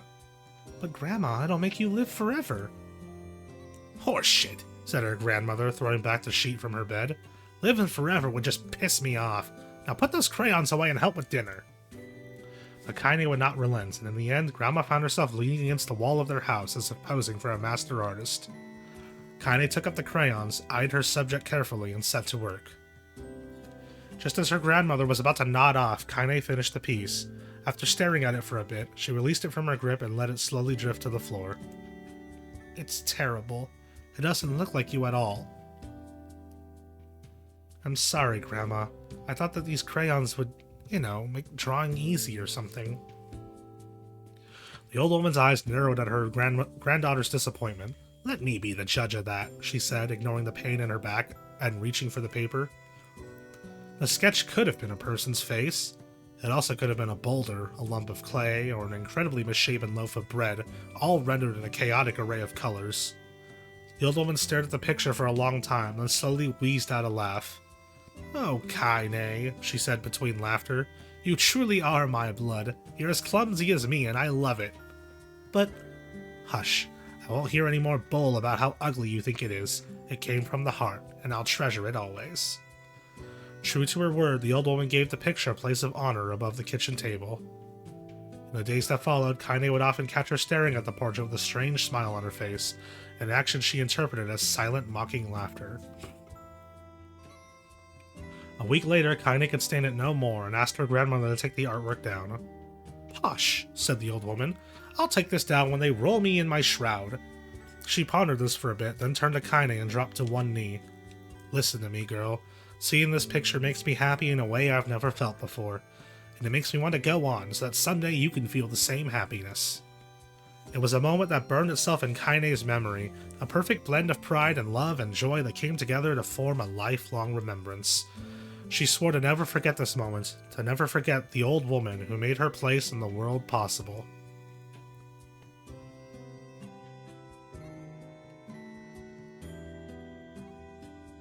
Oh, that line from Automata, yeah. Time moves on. People and memories move in and out of a life like ghosts passing through a hall. But this moment will be different, Kaine swore, because I will remember it forever. Forever. Alright, halfway done.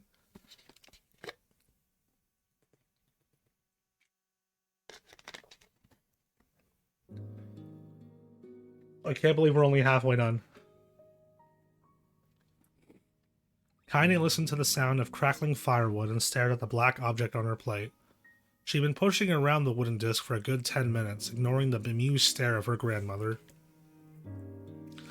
Finally, she summoned her courage and gave the object a brief sniff. A sharp, bitter scent flew up her nostrils and made its home there, causing her face to twist with disgust. "Grandma, I can't believe you want me to eat a bug." The old woman threw some more wood under the cooking pot and snorted. "It's no bug, you fool girl. It's a berry." "Why the hell would I be feeding you bugs?" "Yeah, well, it sure looks like a bug," said Kaine. "I think it's burnt or something, because it smells terrible." With that, Kaine held her nose and threw the berry in her mouth, chewing as little as possible. "Oh yeah, that's terrible, all right." "Why, you little brat," laughed the old woman. "Look at the sass on you. You've been spending too much time with me, and that's a fact." 5 years had passed since the moment when Kaine's grandmother saved her from the bullies. As is often the way with two stubborn people, their relationship had grown in fits and starts, but moved forward all the same. Meals that used to be somber affairs were now filled with laughter and hurled abuses in equal measure. Kaine cannot remember a time when she had been happier. As the years went by, Kaine started to shoulder more and more of the daily responsibilities. Her grandmother's legs grew weaker by the day, and she could no longer do many of the chores she used to take for granted. And so this morning found Kaine lacing up her work boots with a breakfast of burned berry rolling through her belly. "Where are you going today?" asked Grandma suddenly. Kaine looked up, surprised. The old woman rarely asked for specifics anymore. "Well, I was going to check out the kelma trees and see if they were ripe. I thought we could make some jam or something. Oh, and I'm going to pick up some flagstones, so I need to take the wheelbarrow." "Flagstones? What in the hell for?" Kaine stared at her grandmother and held out an arm and swept it around their home. Constructed mostly of cloth, rope, and rubble, the old place sagged like a boxer in the final round. "Grandma, a dying cat could shoot through this house. I'm going to build a stone wall so we have some protection." The old woman laughed, exposing her toothless grin to the world. "God damn, girl, if a bunch of thieves want to ransack this old place, let 'em come. We ain't got nothing worth stealing anyway." "I'm not worried about thieves, I'm worried about shades. People saw one west of the village yesterday." The old woman tilted her head and stared at her granddaughter. "Well, shoot. I don't know why you have to do it today. We can worry about it some other—" "Grandma, no. If I don't go to the kelma trees, we won't eat tonight. You know that." A confused expression passed across the old woman's face, and for a moment she was a small child lost at a carnival. Yes, she said after a bit. "Yes, of course you're right. I'm sorry, Kaine. Lately it seems my mind is—" She didn't finish the thought, instead walking over to her nightstand and gently taking the wreath of lunar tears from the drawer. The flower's petals had aged to a brilliant whiteness, and Kaine thought it was more beautiful now than the day she first received it. "You're gonna be a true woman soon," Grandma said as she placed the flowers in the girl's hair. "So that means less chatter about shades and building defensive walls and more talk about how beautiful you've become." Annoyed, Kaine reached up to remove the garland, but the look on her grandmother's face stopped her hand. "You're a beautiful thing," said the old woman, "and there ain't another like you in all the world. I'm very proud of you." Okay, Grandma, that's enough goddamn compliments for one day. Such a mouth on you. Where did that come from? Gee, I wonder. "I'll teach you to sass me, girl," yelled Grandma. Suddenly, she lurched forward and grabbed Kaine by the ears, pulling her around the room with a crazed grin on her face. "Grandma!" yelled Kaine in a quaking voice. "Grandma, stop it! What the hell?" The old woman stared at her and blinked, then slowly held her wrinkled hands out as if it was the first time she had ever seen them. Oh, I don't know what happened there. I'm sorry, girls. Sometimes my mind just..." Kaine thought the look on her grandmother's face was the most heartbreaking thing she had ever seen. "Listen," she began. "Maybe I should stay home after all." "No, I won't have you stay here and keep an eye on an old codger like me. You'll get your fruit and your wall and whatnot, and I'll be fine. And when you come back, I'll have a nice grasshopper dinner waiting for you." Kaine rolled her eyes, then kissed her grandmother on the forehead and made ready to depart, trying desperately to ignore the worry that was gnawing at the walls of her heart. Kaine could feel the old woman's eyes watching her as she moved down the path. "Don't turn around. Don't turn around," she told herself, but in the end the temptation was too great. She spun on her heel for one final look and saw a small, bent woman standing in front of a ramshackle hut with a sad expression on her face. God, she looks so old now. It's like the wind could reach down and just carry her away. I need more water. This is so much to read.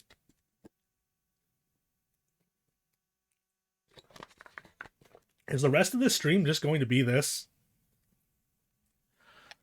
Kaine worried about her grandmother all day, causing her work to suffer. What little fruit she could collect was tossed carelessly into the wheelbarrow, and she only found a couple of stones before losing interest in the project. Finally, as dusk approached, she decided to call it a day. Cursing herself for the lack of focus, Kaine pushed the nearly empty wheelbarrow back down the path. As she crested the final hill, she suddenly froze in place. The wheelbarrow fell from her fingers and collapsed on its side, sending a few pieces of wrinkled brown fruit rolling back down the hill. Her gaze was transfixed by a thick black cloud that hovered just ahead. Tracing its path with a finger, Kaine suddenly felt her stomach knot in on itself. Oh no. Oh gods, no. Her grandmother's house was ablaze, the flames licking up as if trying to touch the sky itself. "Grandma? Grandma!" Kaine ran then, faster than she ever had moved in her life. Once she tripped on a stone and went sprawling into the rocky ground, but she leapt to her feet and continued running, unmindful of the blood that spilled from her wounded hands and knees. As she got closer and closer, Kaine's mind began to race in time with her footfalls. It's too dark. It's too dark, not just fire. Can't be fire, too much smoke. Gotta save her. Gotta save her. She burst into the front yard and came to a sudden halt, her worst suspicions confirmed. The smoke from the fire was mingling with the thick, inky blackness of an enormous shade. The massive creature supported itself on 3 twisted feet and achieved balance through means of a large armored tail. Scales, horns, and claws protrude from its body in a random, chaotic pattern, giving it the appearance of a lizard designed by some insane god. Seeing Kaine, it let out a roar and flicked its tail, sending small whirlwinds spinning around the yard. For a moment, the creature retreated into a shimmering, inky blackness, as if her mind was unable to comprehend that such a thing could actually exist. But then the smell hit her, a blend of rotted meat and excrement, and the horror became real once more. The creature bellowed again, and this time Kaine responded with a scream of her own. "Alright, you bastard," she thought as her scream echoed off the high cliffs around them. "It's you or me. Let's go." The shade eyed Kaine with bemusement, that was the wrong word. The shade eyed Kaine with bemused interest that it began looking from her to the house and back again, as if urging her to look at the destruction it had so gleefully wrought. ODDY doing a Let's Read storytime with ODDY Quinn. This is now an audiobook. Don't make me do that. I'll do a Let's Read stream. I'll find the Resident Evil books and I'll read those out on stream. I've thought about that. With the dread building in her heart, Kaine glanced toward the house. Through the smoke and flame, she spotted a small figure struggling to escape the ruins. "Grandma?" At the sound of her voice, the old woman began waving frantically. "She's alive," thought Kaine. "Alive!" Kaine's legs sprang to life as she raced across the yard toward the flaming wreckage of the house. Before she could advance more than a few steps, the Shade opened his mouth and let out a roar powerful enough to uproot trees and send them flying. The blast sent Kaine tumbling through the air before smashing her against the rocky earth. Stars danced in front of her eyes as she tried to remember how her legs worked. Get up. Get up. Get up, get up, get up, get up, get up now! As Kaine struggled to her feet, the Shade stomped toward the house and pinned her grandmother to the ground with the tip of a claw. The old woman struggled to move the claw from her stomach, but she might well have been pushing a mountain. She coughed briefly, sending a small spray of blood into the air, then collapsed to the ground, her energy spent. Kaine lurched to her feet, only to fall back to earth with a gasp. Her ankles were on fire. One or both of them were surely broken. Ignoring the pain that screamed through her body, she began dragging herself across the ground, leaving a drunken trail of dust and blood in her wake. Grandma, hold on. Just a little longer. Her grandmother's face was turning blue, her eyes rolling back until only the whites were exposed. Kaine pulled herself across the ground with maddening slowness, the distance seeming to increase with every second that passed. The Shade glanced between the two women and flicked out its tongue, its giant mouth turning up at the corners. Short, panting breaths belched from somewhere deep inside its core.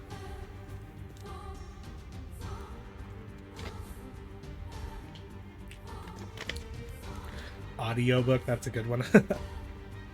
You have the SD Perry books? I have most of them. I don't have all of them, but I have most of them.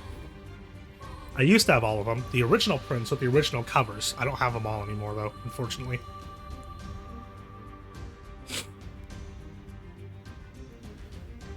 This happens all the time because I'm not someone who talks a whole lot on a regular basis. I get really sniffly when I talk a lot. I hate it. You have the original covers? Those ones are so much better. The new covers are bad. Bastard, laughing at us. She had no idea how such a mindless creature could experience emotion, but there could be no doubt the Shade was taking joy in their suffering. Yeah, I see your plan. The Shade moved its claws slightly, allowing Grandma to breathe again. It was clearly keeping her alive, only to snuff out her life when Kaine was close enough to touch her. I'm gonna kill this bastard. Summoning all her strength, Kaine rose to her feet. There was a sickening snap from her right ankle as her foot twisted backwards, but she forced it from her mind and began to hobble toward the monster. Holding a small knife from her pouch at her waist, she leapt on the foot that pinned her grandmother and plunged the weapon deep. "Give her back!" she screamed. "Give her back to me!" It was like stabbing a rock. After a few swipes, the knife broke at the hilt and with a dull snap. The Shade panted laughter again, and raised its tail and sent it rushing through the air toward the young girl that was latched to its foot.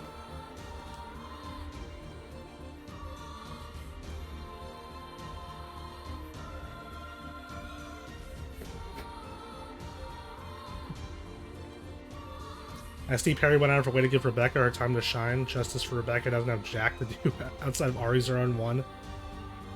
She does get to become the ticking clock in Vendetta, and Vendetta is only debatably canon, unfortunately. Kaine never had a chance. The tail struck her square in the chest and sent her crashing into the burning wreckage of the home. As she lay on the ground with blood pouring from multiple wounds, a small, weak voice spoke up. Kaine? Kaine's vision blurred, but she forced herself to focus on the sound. Finally, her eyes cleared enough for her to make out her grandmother's hands reaching out to her through the smoke. Grandma? Kaine, you gotta run. You can't miss this one. Kaine grabbed the hands and held on with all her strength. Grandma, come on. We have to go. The old woman coughed loudly. One of her hands, slick with blood, slipped from Kaine's grasp and thumped to the ground below. Grandma, no. No! I said run, goddammit. You have to live. You have to get through. The thought would stay forever unfinished. Before she could say another word, the Shade's clawed foot descended, smashing through the remains of the roof and down upon the shattered figure of the old woman. Blood oozed from the gaps in the creature's toes as the terrible putrid smell assaulted Kaine's nose once again. She stared at the foot, dumbfounded, convinced that what she was seeing could not possibly be real. When the creature finally lifted its appendage, all that remained underneath was a twisted, unrecognizable mass of rubble and red. Her grandmother was gone.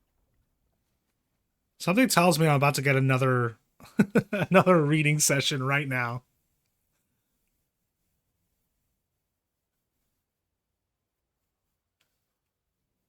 I sure am. Kaine's dreams encounter. Ah, no. My stupid creaky chair.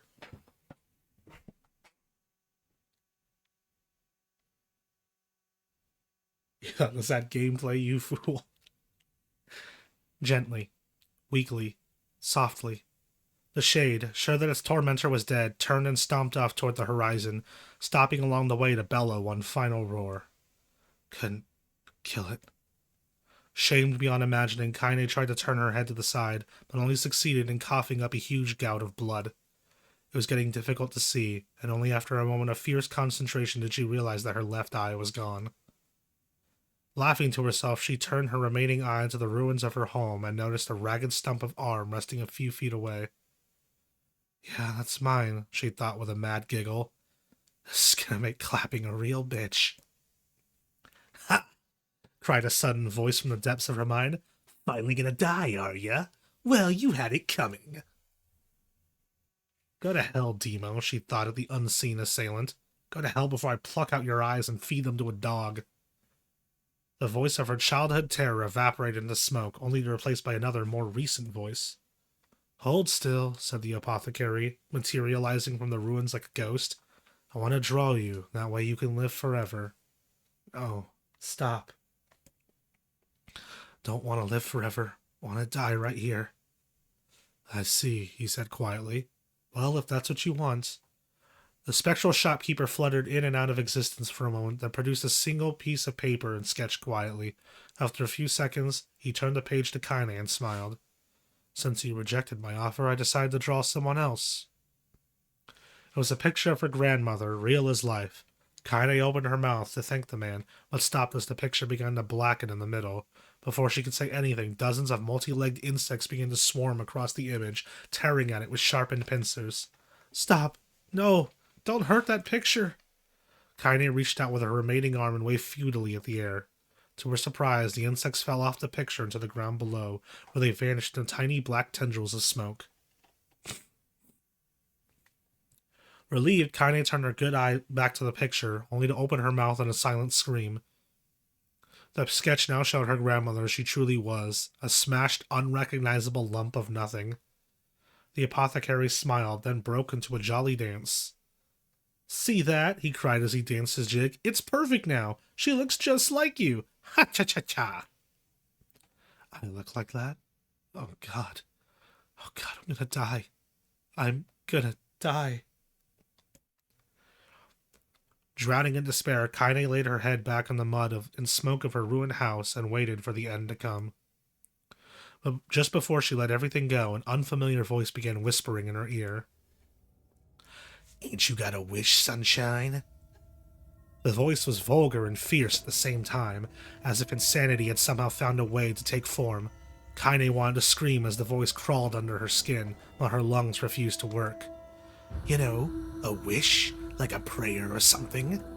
Why don't you get on your knees and start praying to heaven? Please, invisible man in the sky, save me! Save me! Kaine finally resorted to shouting at the voice with her mind. I don't make wishes. They don't come true for me. I'm a curse, a freak. I should be left to die. The other voice boomed in her ears. Oh God, you are the best. Kaine glanced down and saw a black, shiny substance oozing from her legs. She tried to brush it away, but her remaining arm would no longer respond. The substance slowly crept around her feet, and then began moving up toward the rest of her body. Is this death? Is this what it's like? Or is my mind just losing itself? She could feel the slime oozing upward, felt the hot, searing pain it left in its wake. Whatever else might be happening, she was still alive, and this was real. Come on, said the voice. Let it go. Kaine tried to ignore the voice and concentrate on the pain, but the newcomer would have none of it. Don't ignore me, sunshine. You're ready to give up. ready to die, so why not let me have it? Have what? Your body! Come on, give it to me! Give it to me! I want to stand on the ground, feel the rain, taste the wind.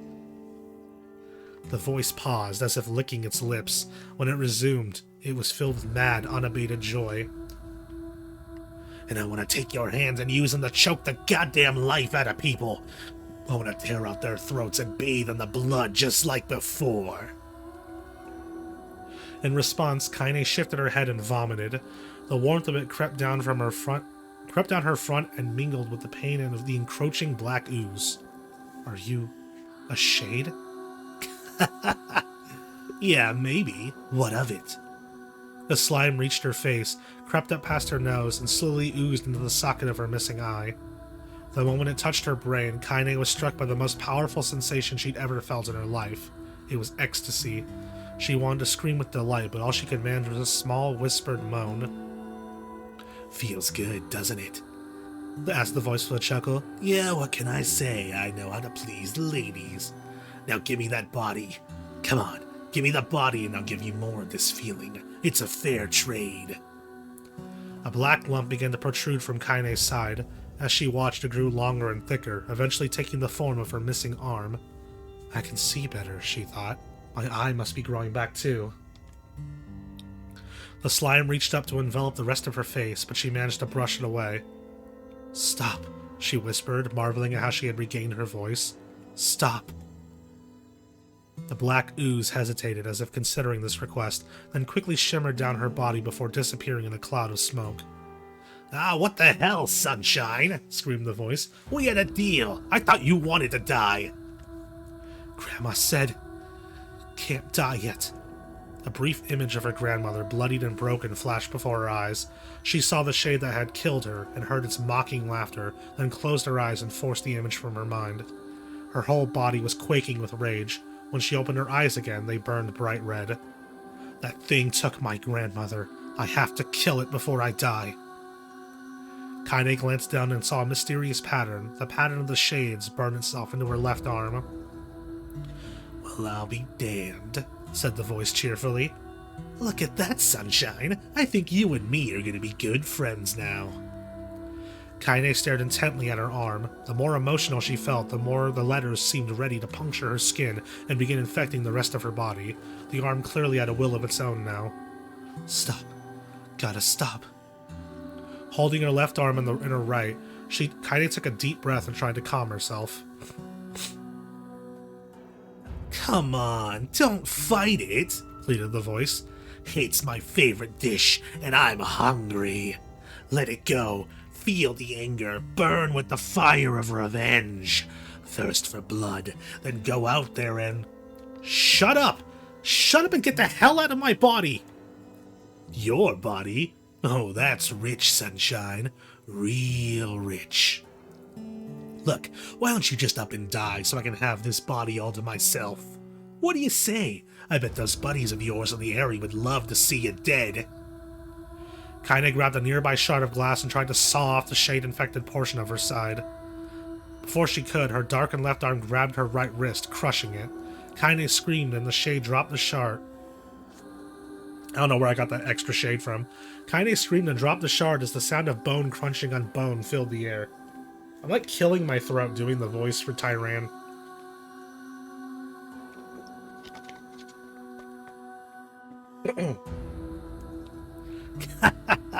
Stupid idiot girl. You're possessed now, sunshine, and there ain't no going back. The voice laughed again, a loud, long wail that seemed to go on without end. Possessed, whispered Kaine. Yeah, possessed. You and me, we got you what you might call a timeshare arrangement. Remember how folks used to think you were a freak? Well, wait till they get a load of you now. Kaine looked up, tears in her eyes. The sky seemed smaller somehow, darker. Is this because of that shade? Is this how they see the world? So, listen. I know this whole possession thing seems a bit sudden, but it ain't all bad. There's plenty in it for you, too. I'm a very powerful creature, sunshine, and now that power belongs to you. You got enemies? People you want to kill? I can make it happen.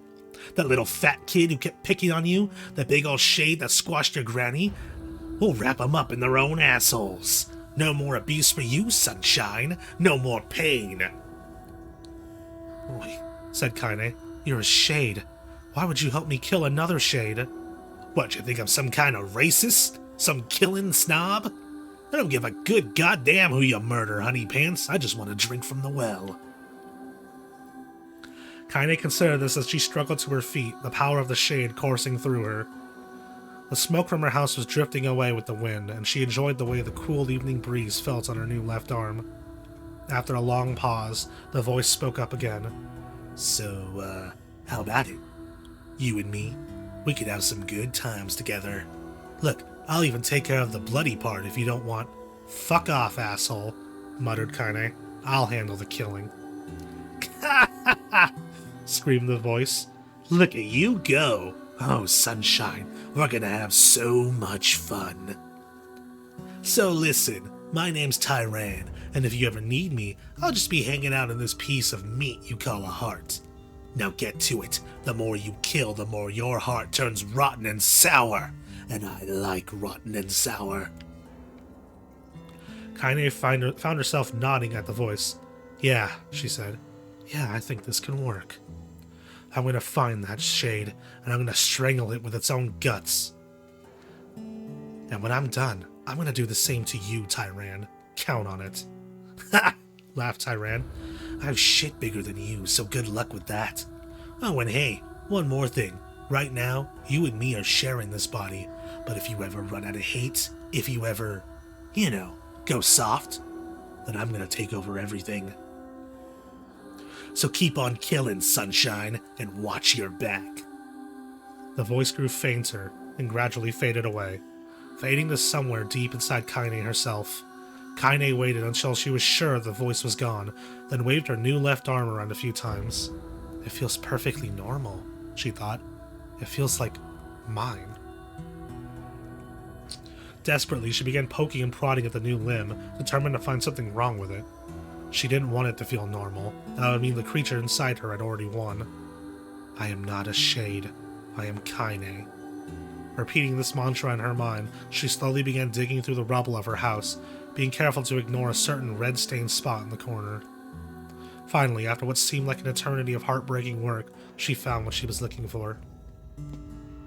It was the wreath of lunar tears. Though it had been through hell and back, the garland's petals were as bright as ever. Kaine started to place it in her hair, then slowly lowered the wreath and stared at it. I'm sorry, Grandma. I'm so sorry. But I don't deserve to wear this anymore. I'm possessed, corrupted, a freak. And this time, I don't think there's any going back. Holding the flowers to her heart, Kaine fell to the ground and sobbed. As night gradually lightened to dawn and the people of the area rose to their daily lives, she remained in that position, as if tears could somehow wash away the horror that now infected her world. Oh, it's over! It's over! Stay alive! Stay alive! Grandma. Kaine, you gotta live! You gotta come back to us! Even One Piece does that? Dude, I gotta get caught up on One Piece. I really like Yamato. What a cool character. Oh, hey.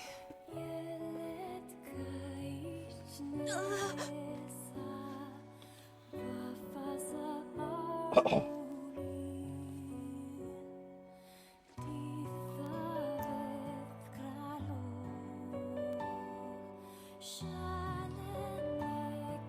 Emil, you were the one calling me, weren't you? You still recognize me? Of course. I knew you right away. Thank you, Kaine. Welcome back, Kaine. Wow, you grew up. So, how long has it been? 5 years.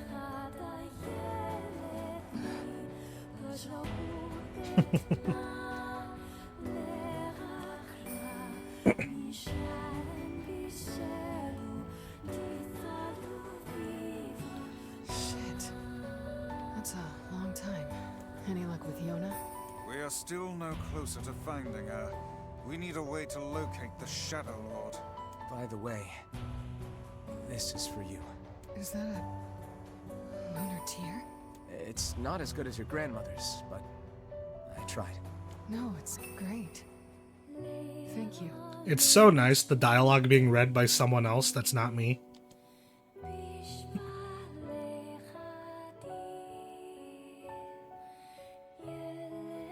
Kaine waking from her long petrified sleep. Emil's unflagging kindness. Our reunion was a happy one, and we let it wash over us like rain.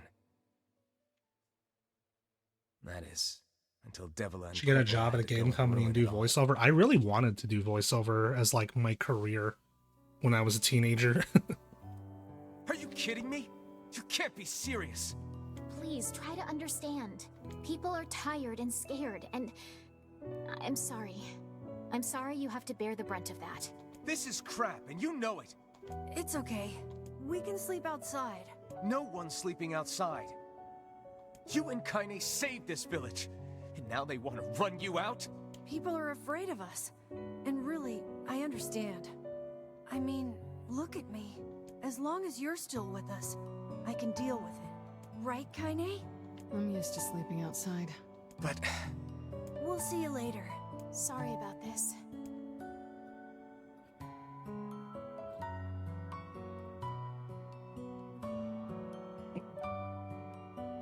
What is the matter? Kaine always sleeps outside. I never thought about that until just now. Never even occurred to me. Damn it. We should turn in.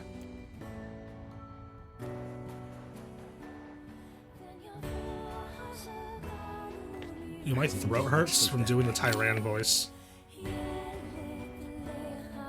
For the first time in my life, I hated Devola.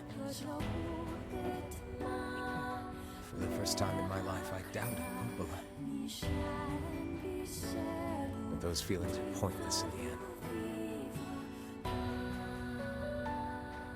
They said and did what they did for the sake of the village.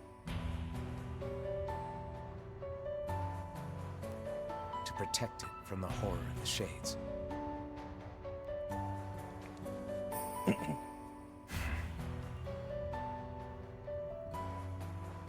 Really, how can I blame Devola and Popola? In the end, I'm just as bad. This song didn't play last time, did it? This wasn't playing I never in once stopped to think playthrough A. about Kaine and Emil's situation myself. I feel like that's different. So we're about at the time I would typically wrap up at. So before we go, there is one last thing I want to show off.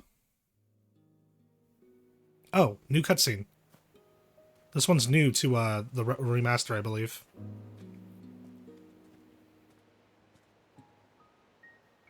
I should apologize to Kaine and Emil, but what good would that even do? I got a fire going, Kaine. Wait, is that? Campfires are weird. I'm so happy to get to talk to you again, Kaine. Yeah, me too. I tried everything I could think of to save you, you know. I polished you with a special cloth. I poured warm water over you. Oh, right, I forgot. I switched it to the Automata soundtrack. That's why it sounds different. Wait, you poured water on me? Yeah, but it didn't really do much except make you all shiny. Hey, Emil. Thanks for saving me. I guess you noticed how I look different now. I'm sorry, Emil. I'm sorry for all of it. Well, I mean, this new form isn't all bad, you know? At least I can look at you when we talk, right? Hey, so why don't you tell me something about yourself? I'm not very interesting. Sorry. Come on, I just want to know you better. Please? Fine. This all happened when I was a kid. Before the whole shade possession thing. My body is different. And when the villagers found out about it, they started treating me like a freak. But one person, my grandmother, accepted me just as I was, no matter how bad things got. She gave me the strength to keep going. She's really special to you, huh? Yeah. Oh, hey! That gives me an idea. Since we cured your petrification, we should start looking for a way to cure your possession in my body. I know we can do it if we all work together. Heck, it'll probably be super easy. Let me guess. More warm water? Okay. Can we just forget I told you about that?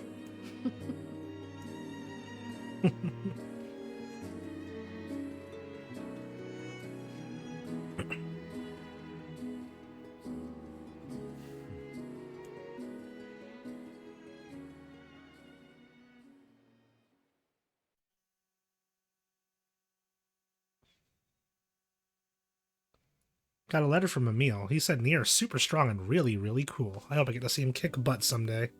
Sleep well? Sure. And yet your red eyes tell a different tale. Don't be so hard on yourself, lad. I need to go see Devola and Popola. Very well. Alright, before we end our stream, I wanted to show off this. What might that be? It's Mom's diary.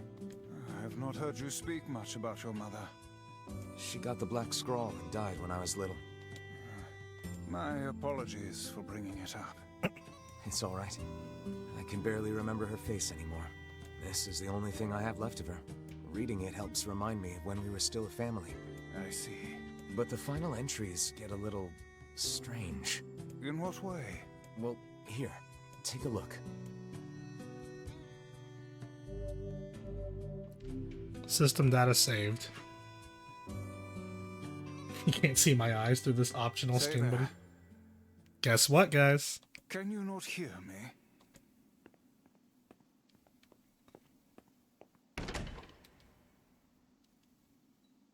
Why are you standing about like a slack-jawed ninny? Sorry. Felt like I was dreaming or something. Sleeping on one's feet is quite the talent indeed. Come now, there's the door. Right. Let's go.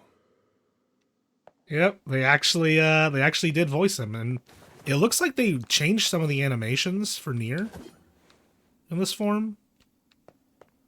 Or at the very least, the new animations they came up with are very good at working for both versions of him. We're not actually going to play the DLC right now, though, because it's insanely difficult. Does Dad NieR have OG Spear? Unfortunately, no. I believe it's just a skin swap. But it's really cool, because not only did they make the whole new model for him, but they actually got Jameson Price back to do some voice. My word. Something wrong? I feel as if I've just awoken from a most unpleasant dream. I know what you mean. That happens to me whenever I read it. I still wish they did the Gestalt DLC, but, you know, it is what it is. Alright, so let's go ahead and save.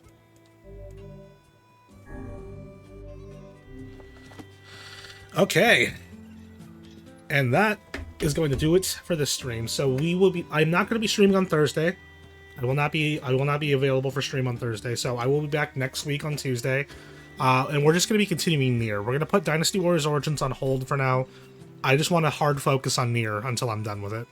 Because I've been streaming this for a very long time and I want to finish it already. So yeah, we'll be back next Tuesday and we'll kick off playthrough B. And it should be a lot faster. Thank you so much. Thank you so much on the congrats. I really do appreciate you guys being here. And I will see you guys next week. So have a wonderful rest of your day. I'll see you guys later.